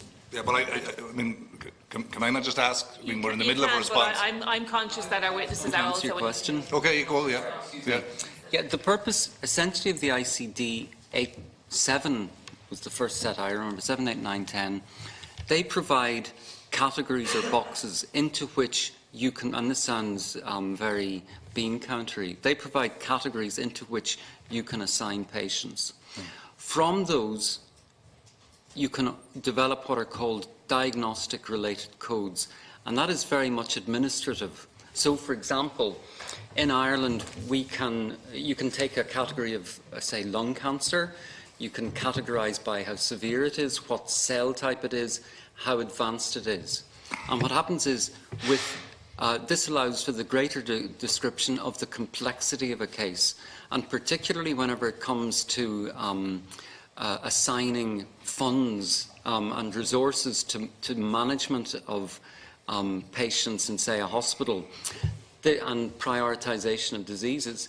This allows us to compare two completely separate diseases, such as an infection in a bone compared to skin cancer, and allows the potential to be able to compare those with each other and their cost. Okay. So it's very much an administrative thing, and so it's in terms of practical delivery, so it's quite removed from the daily clinical management of patients. So the position of the Office of the CMO and the Deputy CMO and the Irish Institute for Infectious Diseases is that the ICD codes have no tangible practical relationship to clinical guidance or treatment. Is that the case? No, I wouldn't say that. I would say you said it's administrative, so I'm really struggling to get this now as a layperson. No, it's largely administrative, but by the same token, it allows comparisons it allows the financial comparisons to be made, but by the same token, it helps to describe the disease. So we, as medical students, we would learn diseases based on ICD, whichever version it was whenever we were medical students. So, and it assists doctors in clinical identification, but it's primarily clinical guidelines that will allow and permit or that assist in the treatment of patients and in the correct diagnosis and how they'd be categorised. And it is then based upon what the clinician decides, what the clinician determines what the diagnosis is, that they are then fitted into the ICD-10 boxes, which from that in a hospital then allows the accurate determination of the complexity and the cost of the hospital. So it's a way of bringing all of those disparate areas together. Okay, so it almost has no relevance then? Oh no, it has quite a lot of relevance. To clinical treatment. I'm being confused. You're telling me it's administrative. No, I'm not confused. What I'm saying is that I'm confused. Not all you. right, sorry. I'm confused. The deputy is not on his own because the line of questioning seeks to ascertain exactly what status and weight is placed, and I'm struggling. Okay, so just before anyone else speaks, we've had contributions from large, and I share the deputy's surprise at the number of very high-level people that we managed to assemble here this morning, and that's probably good news for people who want answers to questions. But is there one person that might be able to answer this definitively, because there does seem to be a degree of answer and rollback and a bit of slippage. So perhaps Dr. Sheehan, you were indicating. I would agree with you that there's little relevance to the clinical practice. It's very much relevant to the administration of a hospital in terms of keeping track of what's happening in the hospital and how things are billed and counted and so on. Well, I think we should take a mental note not to waste money sending people to engage with the WHO and ICD codes, because it seems an awful waste of money. Can I ask you, Mr. Sheehan, I'm finishing then, and if there's a second round, because I don't need it, if there's other people who want, I'd like to come back in. But just to finish on this, you said that, I wrote it down somewhere, there's no proof that long-term antibiotics make a difference. Make a difference, yeah. There are over 100 publications by your journals that say otherwise. I would disagree. Yeah, well, okay, that's just what I've read. So, I mean, it seems a lot of you guys disagree. No, Have you read the Cameron paper on this? No. Have you ever discussed it with Dr. Jack Lambert? No. Okay. I haven't. Isn't that most unusual? Because you work with him don't you, in the same hospital? Yes. Okay. Would you be a supporter of the establishment, he mentioned it earlier, of a Lyme Resource Centre? Dr. Lambert has done a solo run on this. I just double-checked with, with our CEO about it, and in fact the hospital has no strategic plans. I didn't mention the hospital at all. Actually, I'm just interested to know, would you be supportive? Sure, no. You wouldn't? No. Why is that now? Because I think the services that we have at present deal with the issue. And I think that the infectious disease clinics which are present at the Mater and other Dublin centres and Galway, Limerick and Cork see people all the time with Lyme disease. So would it be your view that the view held by Dr. Lambert and others is a delusional view, a deluded view? I would never say that. When it comes to Lyme, well, what is it then? Partially accurate, somewhat accurate, not accurate? I think it's inaccurate in many ways. It's inaccurate in many ways. And would you not be concerned about the competence of such a physician practicing in this country if you were that confident in its inaccuracies? But you're asking me to get into something that's very personal. No, I'm not. You are. It's completely clinical. I'm only interested in outcomes for patients. You said that you think that this particular view is an inaccurate view, and I'm asking, are there patients effectively at risk as a result of such a view being in practice in this country? Well, yes, there's a risk, in fact, that patients may end up getting over-treated, over-diagnosed. There's a risk that antibiotics will be used in a very prolonged fashion inappropriately. There's a risk broadly to the population, if you like, in that it's a poor antibiotic stewardship. You have to realise that antibiotics are one of the great miracles of medicine from the mid-20th century. And to start with, from the mid-20th century, we had the antibiotics very effective against most organisms, and now we've lost about half of them or more of them. And over another generation or two, there's a very high possibility that we may lose most or all of antibiotics. And so a very important thing that we need to look towards is antibiotic stewardship. In other words, not using antibiotics when they shouldn't be used, when there's no benefit. And I would say, if you mind hearing me out, that using prolonged antibiotics for patients who have falsely positive Lyme disease tests and not a correct diagnosis of Lyme disease would be the most extreme example of that in medicine. There's many other examples, of course, but one of the things we have to address is antibiotic stewardship. Okay, but there isn't an issue when it comes to the treatment of acne, bone infections, the removal of a spleen, TB. It's all okay to treat long-term antibiotics there, is it? I would say that intravenous antibiotics to try and cure an extraordinarily serious problem. Intravenous isn't just antibiotics. Sure. Intravenous followed by oral, let's say. That would be the most strongest one. For somebody who has a difficult-to-cure bone infection, that would be the most clear-cut example. If you take antibiotic therapy along that lines, you can improve outcomes. That would be a very good example, or that's the right thing to do. So it's a precious resource, and we need to use it where it's effective. We should not be using it when it's not effective. Okay, so just to absolutely finish in this part, and I'll come back when the chairman lets me after. You feel that Dr. Lambert's on a solo run. You said you don't support it. Is that to say that you don't support him in his personal quest, or that you don't support more education and training for GPs, as he has suggested this morning? I'm strongly supportive of more education for GPs and for medical students. But he's as a solo run, and his view is inaccurate? I think so. Okay, thanks. Sorry, just on that, Professor Butler wanted to come in. If I could ask you to be very brief, because there are others waiting. If you could, just to conclude this exchange. No, I was purely going to say, yes, I have read Daniel Cameron's papers, and he has been censured in his home state because of his practices. And yes, I have discussed this with Dr. Jack Lambert, who's been a colleague for many years.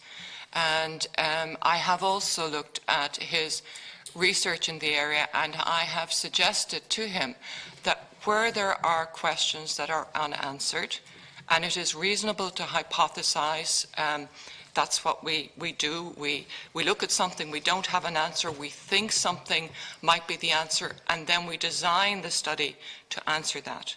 And that has not happened yet. What has been reported are anecdotal case series reports of patients who have had symptoms improved with the treatment. But as I explained earlier, and perhaps Deputy McSharry wasn't in the room yet, there is always that question of, is something causal or is it actually just temporarily related?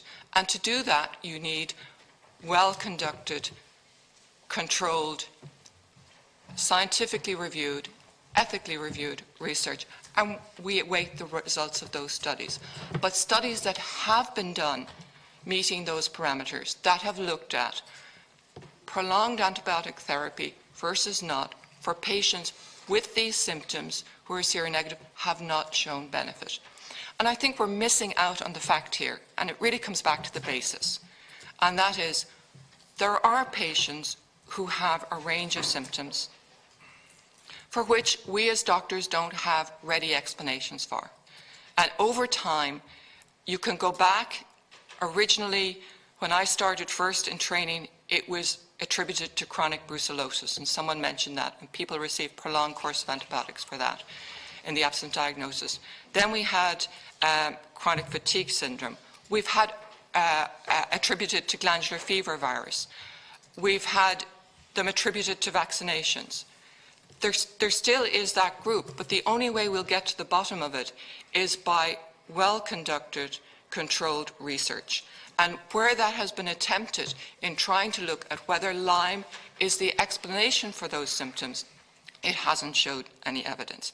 And the problem is families, because they're desperate, because they want to get better, no one wants to be sick, they are driving to seek something, and misinformation is feeding them the idea that if you go here, you'll get an answer, and if you go there and you take all these treatments, and it's not just the antibiotics, it's the other things that they come home with, in their case, a load of them, are told to get them, then you will have a better life.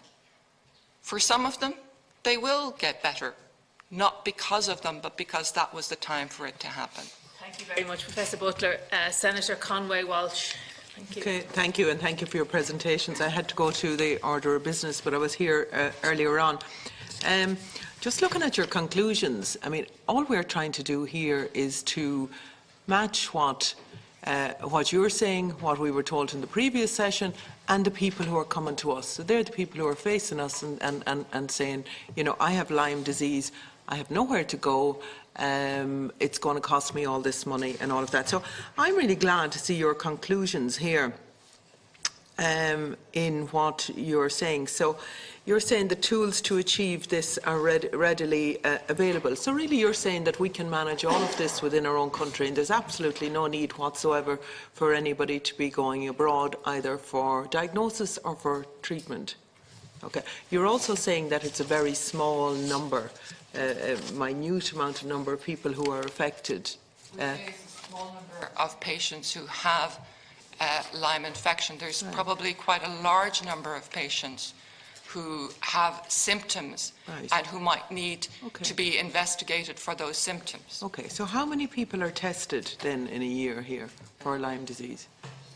So, can I speak to the volume of testing done at the National Virus Reference Laboratory? There are other laboratories around the country doing testing.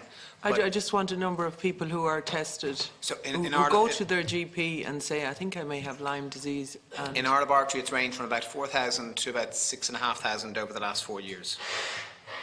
4,000 to 6,500. And how many of those then are then subsequently diagnosed? So our positivity rate is in the region of 6%. Between 6 and 7% of those test positive, and then they're referred to the UK for confirmatory testing at the Rare and Imported Pathogens Laboratory. And of the ones that we refer over, around a third are subsequently diagnosed. Okay. So I suppose that would lead us to feel that, notwithstanding the patients who are suffering, the numbers at testing confirmed positive for Lyme disease in Ireland are small. So that doesn't match up at all then with the previous information we were given in terms of the 1991, the blood bank. Study of the blood bank in Dublin 1991 showed 9.75% of blood donors were positive for the Lyme antibody. How would... So I don't know what test was used in 1991, and equally I don't know if they were subsequently referred for confirmatory testing, so for the Western blot as it would have been at the time. So the first line assay would, generally speaking, have a higher positivity rate than the confirmatory test. It will be slightly more sensitive. So you would dismiss this in terms of No, the I wouldn't. blood I bank? don't know that it's necessarily a significant difference. If I look back over the last number of years, for example, our positivity rate in 2015 was 7.4%. So that's not that far off 9%. And as I said, I don't know what the criteria were at that time or what assay was used, unfortunately. So could the numbers be higher? Perhaps I can help. I've read the 1991 study, and that was blood donors. Yeah. And what that study looked at was essentially the background population. So it would just be, as I was saying earlier, in the New Forest, where 25% of people in that particular study were positive. So in the 1991 study, that was anyone who presented blood, which is a reasonable proxy for the background population, and they found whatever they found. In terms of the results from the NVRL, these were people who had some reason to go to a doctor because they had something that maybe suggested Lyme disease. So you would expect there to be much more Lyme disease, or at least a much greater proportion of those people had been bitten by a tick. So you'd expect those results to be higher, and I think that probably explains the difference between the two. Does that? No, it doesn't, in the sense that if that's just taken at random of people who are blood donors, yes, and it's found to be 9.75%, I mean, can you not extrapolate then from that if, you know, that is, I'm not sure what the sample size was, in that if you were to base that then on a population of 4 million, that there could be many more people out there who have Lyme disease that maybe aren't aware of it? Well, what that blood test shows is that the positive blood test means that these people were exposed to the Lyme bacterium. In other words, they were bitten by a tick. Yeah. But the majority of them will not have had symptoms of Lyme disease, because I'm not sure if you heard, I have a positive Lyme disease test, and maybe I had a rash as a child whenever I was bitten by a tick, but I've never had symptoms. I certainly never had a big rash, and I never had symptoms otherwise of Lyme disease, because a majority of people who are bitten by a tick don't develop symptoms. It's only the minority who actually develop symptoms. But they can have Lyme disease? Oh, absolutely, yes. And can the symptoms then, say if you haven't had symptoms to date, can the symptoms present at a later stage? Maybe I would just pass to a clinical colleague for that. Sorry. I was just looking, because I was looking at the numbers, you'd asked about numbers, and I know that in the paediatric area, we had been looking at this over the last 5-year period, and I was just trying to do some quick addition there, but probably there were between 2,000 and 3,000 tests done across the country that we could ascertain. Now, this was retrospective data, and basically it rated from just about 1.5% to 4% of those who were tested who tested positive. So certainly the awareness is increasing, and people are submitting the bloods for testing, but actually the positivity rate hasn't changed at all over the years. So although the numbers presenting with chronic symptoms are increasing, and perhaps those that previously might have attributed to any of those other conditions are now thinking it in the context of Lyme disease, the actual rates of infections in Ireland as yet don't seem to be increasing greatly. Well, where are the tests done here? Where are the tests done?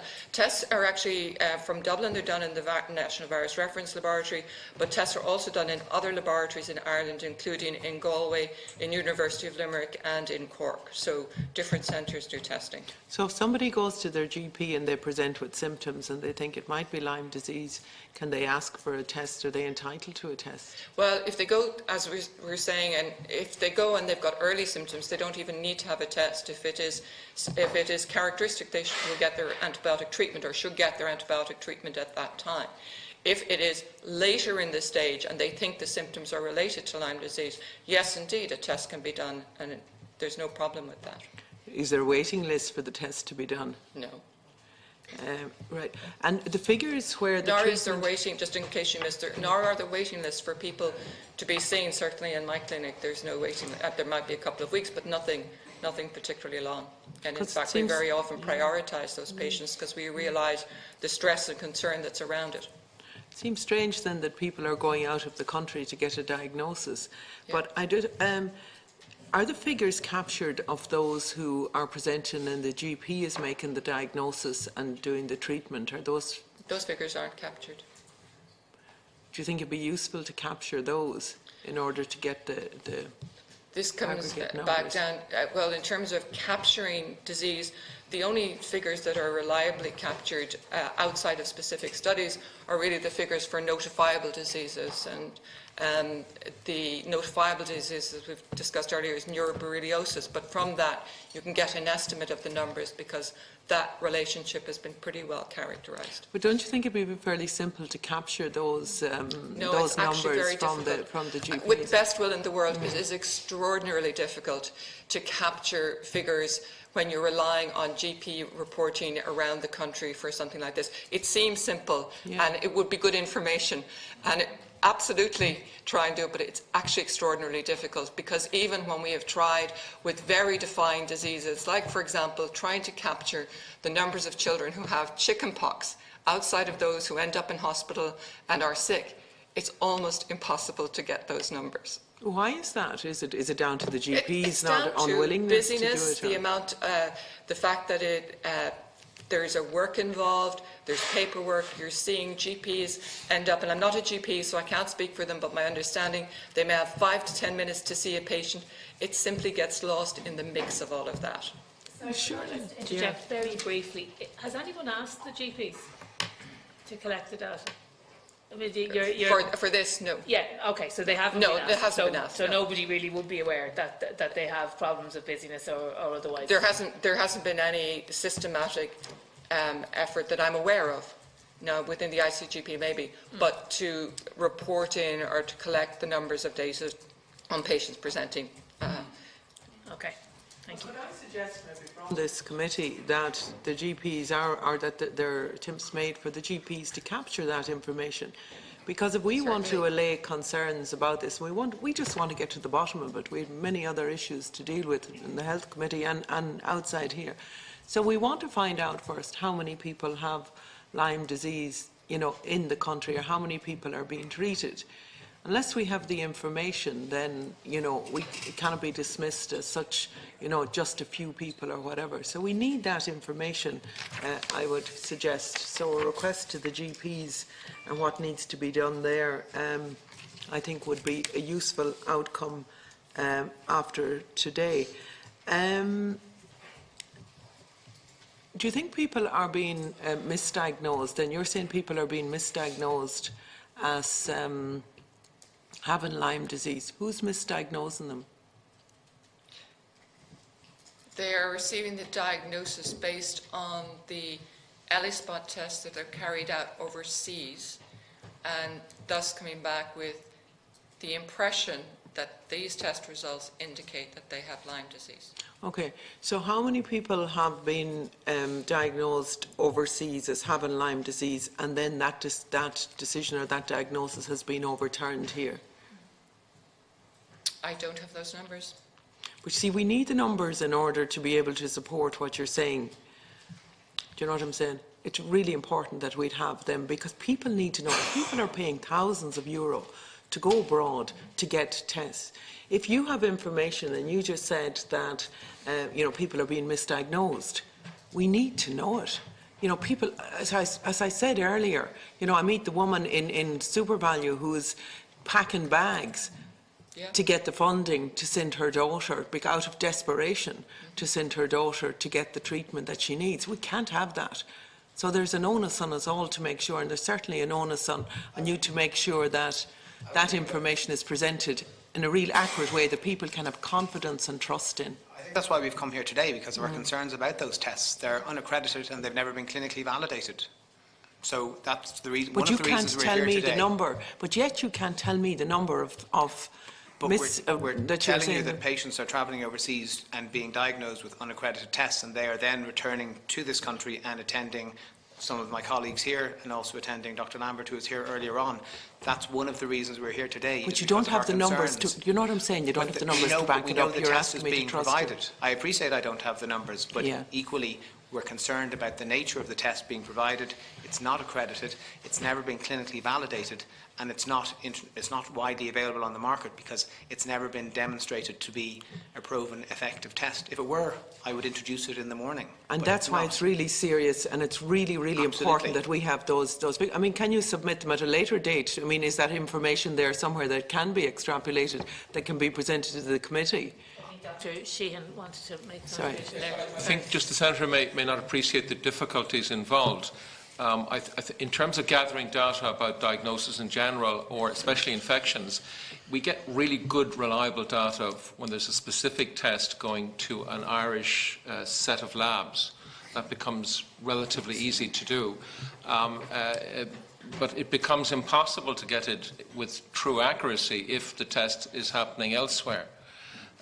But we can say anecdotally to you that over the past short few years, we've increasingly encountered patients who are sent on to us where that's the story. It's impossible for me as an individual practitioner to know whether the 8 or 10 people that I've encountered, what that adds up nationally to. But my best guess would be it's a few hundred people. I would also be concerned that with the publicity that's occurring around this issue and the media attention it's receiving, that we're going to see a lot more people who are falsely diagnosed as Lyme disease. And that's why that's why I think the data is so important, that we have it, that we can tell people, that I can tell somebody I'm talking to tomorrow who is, you know... Sure, but the data source will be in Germany, it won't be in Ireland. But it will be in Ireland once they come back, if they come back and you say that they have a misdiagnosis, you know, in that, you know, you can discredit the results from the foreign labs. No, What's not accurate? Okay. When dangerous territory, Madam Chairperson. Deputy Durkan, Senator we Conway Walsh has the floor for the moment, and she has asked additional questions. I'm sorry.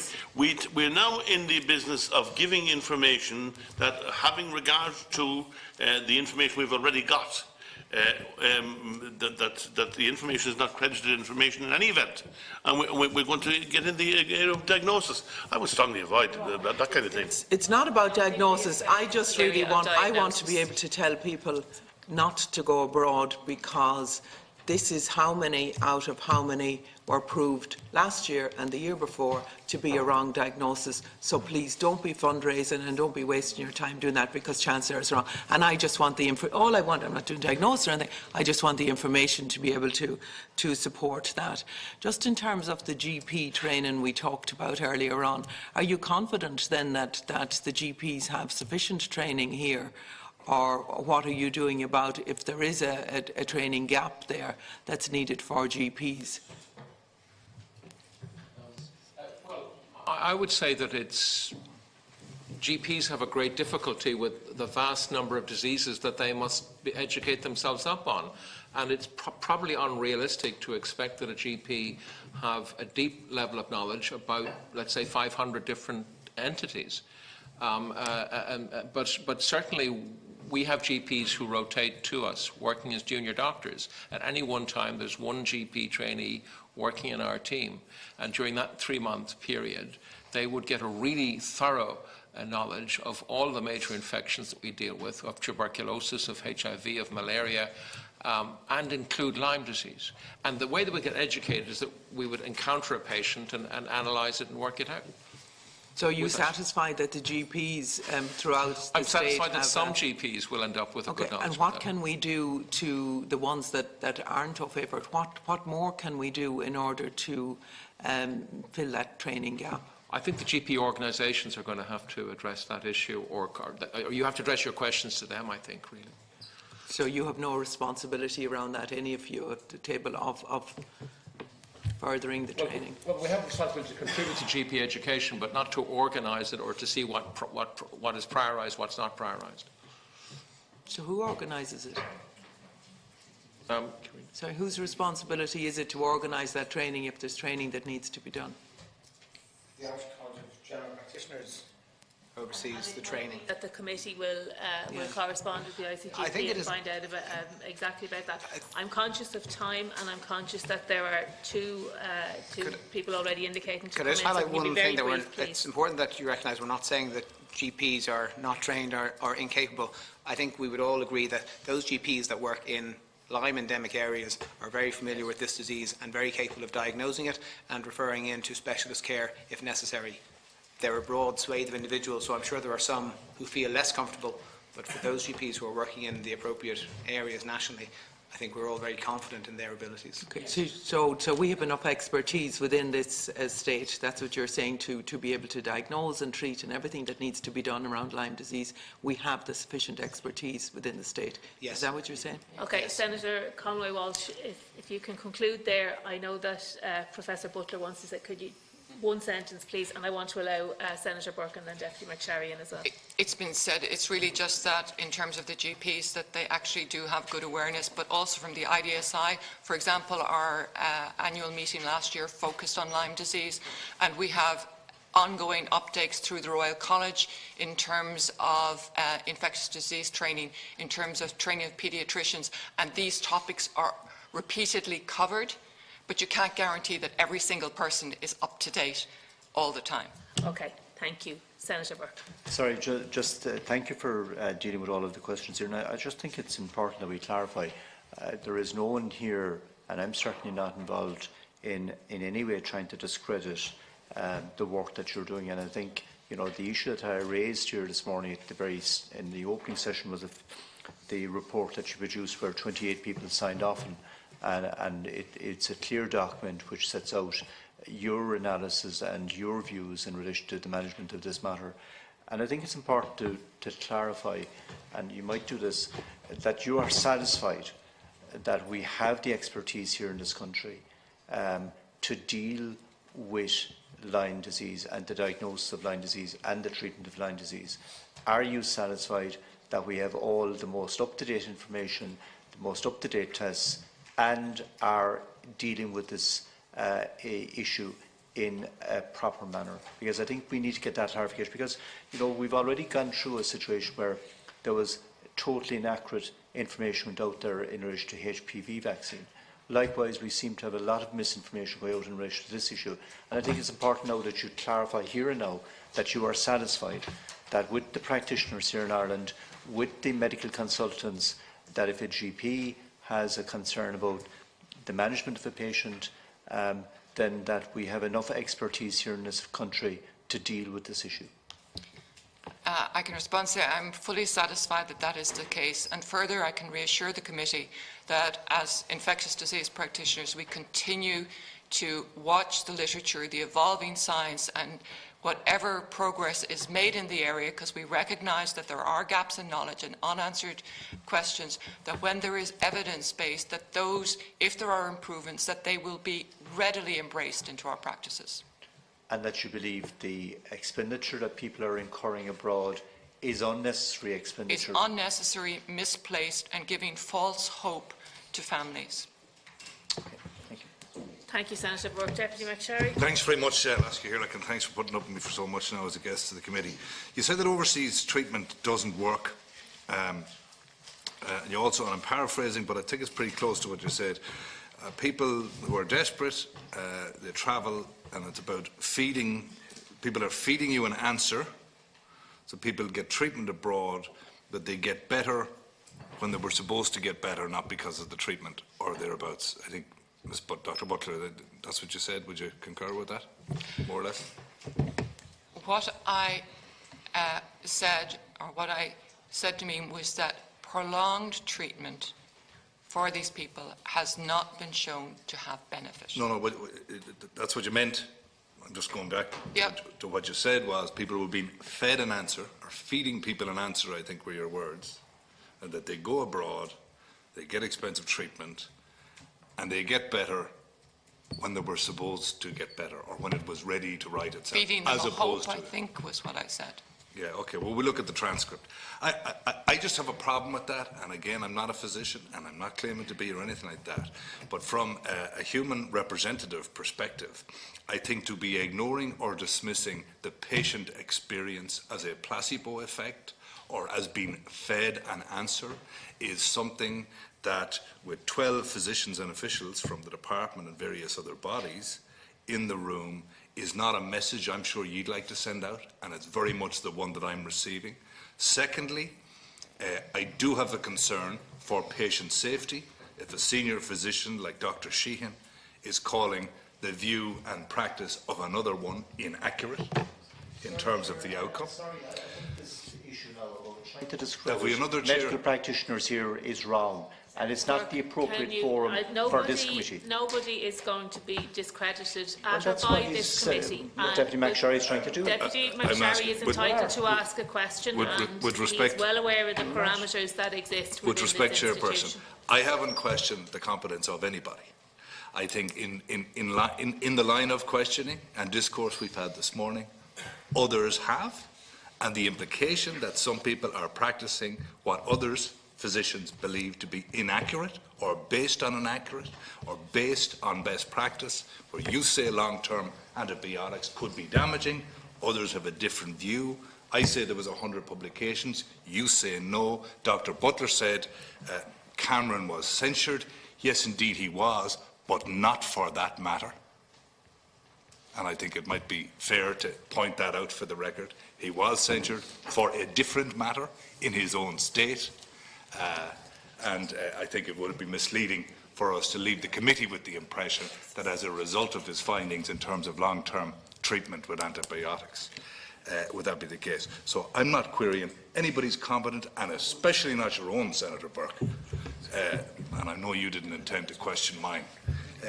But I do have a concern in terms of the division of discourse, albeit the 12 people we have today versus the one Dr. Lambert. But what I can say are more numerous are the number of people coming to, yes, this is the main health committee of the Oireachtas. We set up an ad hoc cross-party action group online because so many of us from all parties and none had people coming to us saying, I have Lyme, I don't have Lyme, I've been helped. There are two people in the room who've gone abroad and feel they were helped and got better as a result of the treatment. Now, maybe you're right, Ms. Butler, and it's all in their minds, but maybe not. And I just feel that this country has learned in the past and paid very heavily for the mistakes of choosing to dismiss or not listen to dissenting voices. And I think whether it's the Western blot, the ELISA test, in the words of the Infectious Disease Society of America themselves, have said reliance on it is suboptimal. And the fact that the one thing, perhaps the only thing that is agreed is there is no definitive test. What's the problem then with clinical diagnosis? If the symptoms fit, what is the problem with applying the range of treatments? Dr. Sheehan may favour one, Dr. Lambert another, but if the proof in the pudding is patients are being helped. Again, I'm not a physician, but I've met people, one in the room when he was in a wheelchair, and now he's not. It worries me, the determination, as I can see from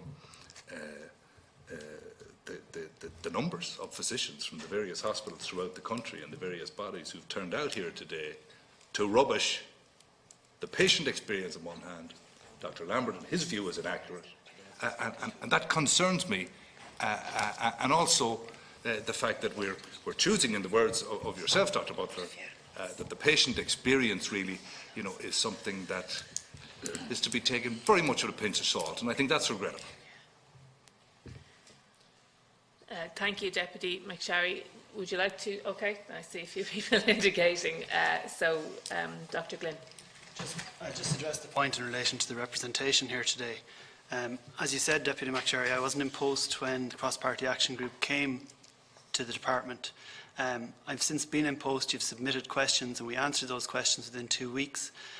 We've tried to engage proactively in this. The idea of bringing representation from across specialties and across parts of Ireland here today was to ensure that we could answer the committee's questions and to ensure that we can get as much information as possible out there, albeit from a particular scientific perspective.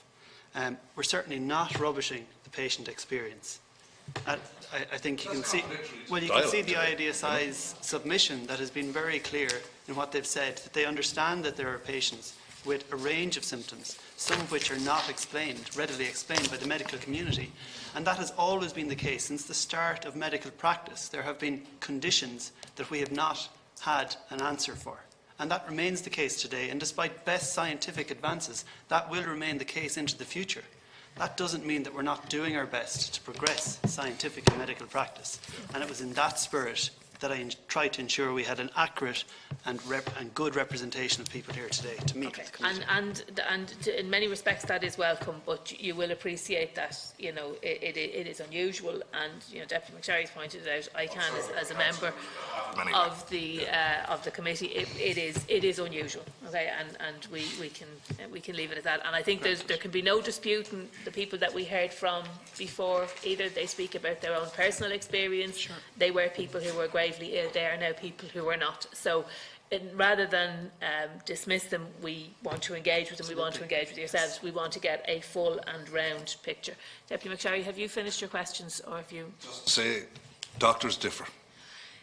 Well, indeed. Senator Conway-Walsh, I know, has a very brief question. Yeah, it's only what role can any of you play to make sure that, say, situations like I have here, where the person presented to the hospital, the clinician laughed in her face, and he laughed in her face and just told her go home, but she was diagnosed after that. She got a sympathetic GP, or a GP who said, she said, could it be Lyme's test? First he had laughed in her face, then the GP did the test and it was positive. So is there a role that you can play to make sure that that doesn't happen and that clinicians just take this serious? I think a lot of it breaks down between the relationship between the clinicians and the patient. So if somebody says, I think I might have this, what is the simplest pathway forward, and how can we make sure that patients are at the centre of this? Because I think that's the way of quelling any of these things. And there's nobody, I mean, you have the expertise here, and there's nobody dismissing that. I think it's just filling those information gaps that make sure that the patient is treated in the way that they should be treated. Thank you, Senator. I think despite Deputy McSherry's comments, I totally agree with you. He might indicate that I wouldn't have agreed. We do listen to the patients, and I absolutely believe that we should approach and listen to the patients and have an open mind. And then those patients deserve to be fully investigated, not just for Lyme disease, but for other causes of the symptoms. There may be some where a diagnosis is made, and that should be treated. And there will be others who may have symptoms for which we don't have a defined infectious as the cause underlying their symptoms. And for some, they will need other care treatment pathways to aid towards recovery. But absolutely, I don't think any physician should laugh in the face of any patient if they raise a serious question. That's not acceptable.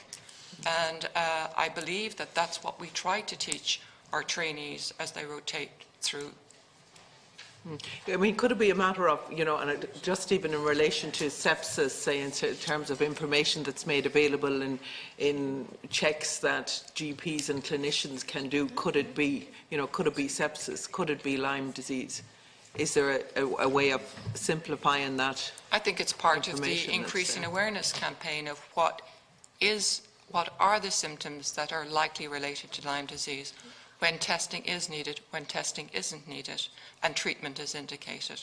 All of that can improve. Thank you. I'm going to give the final word to Dr. Sheehan.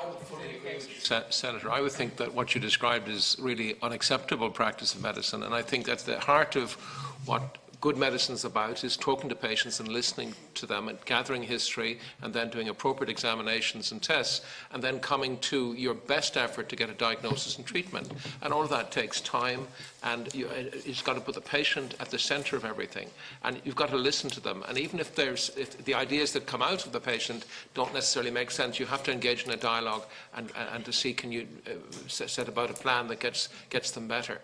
So I would fully agree with you. In terms of making that better, it's essentially the ongoing business of medical education, of educating students and junior doctors to the best standards. Thank you very much.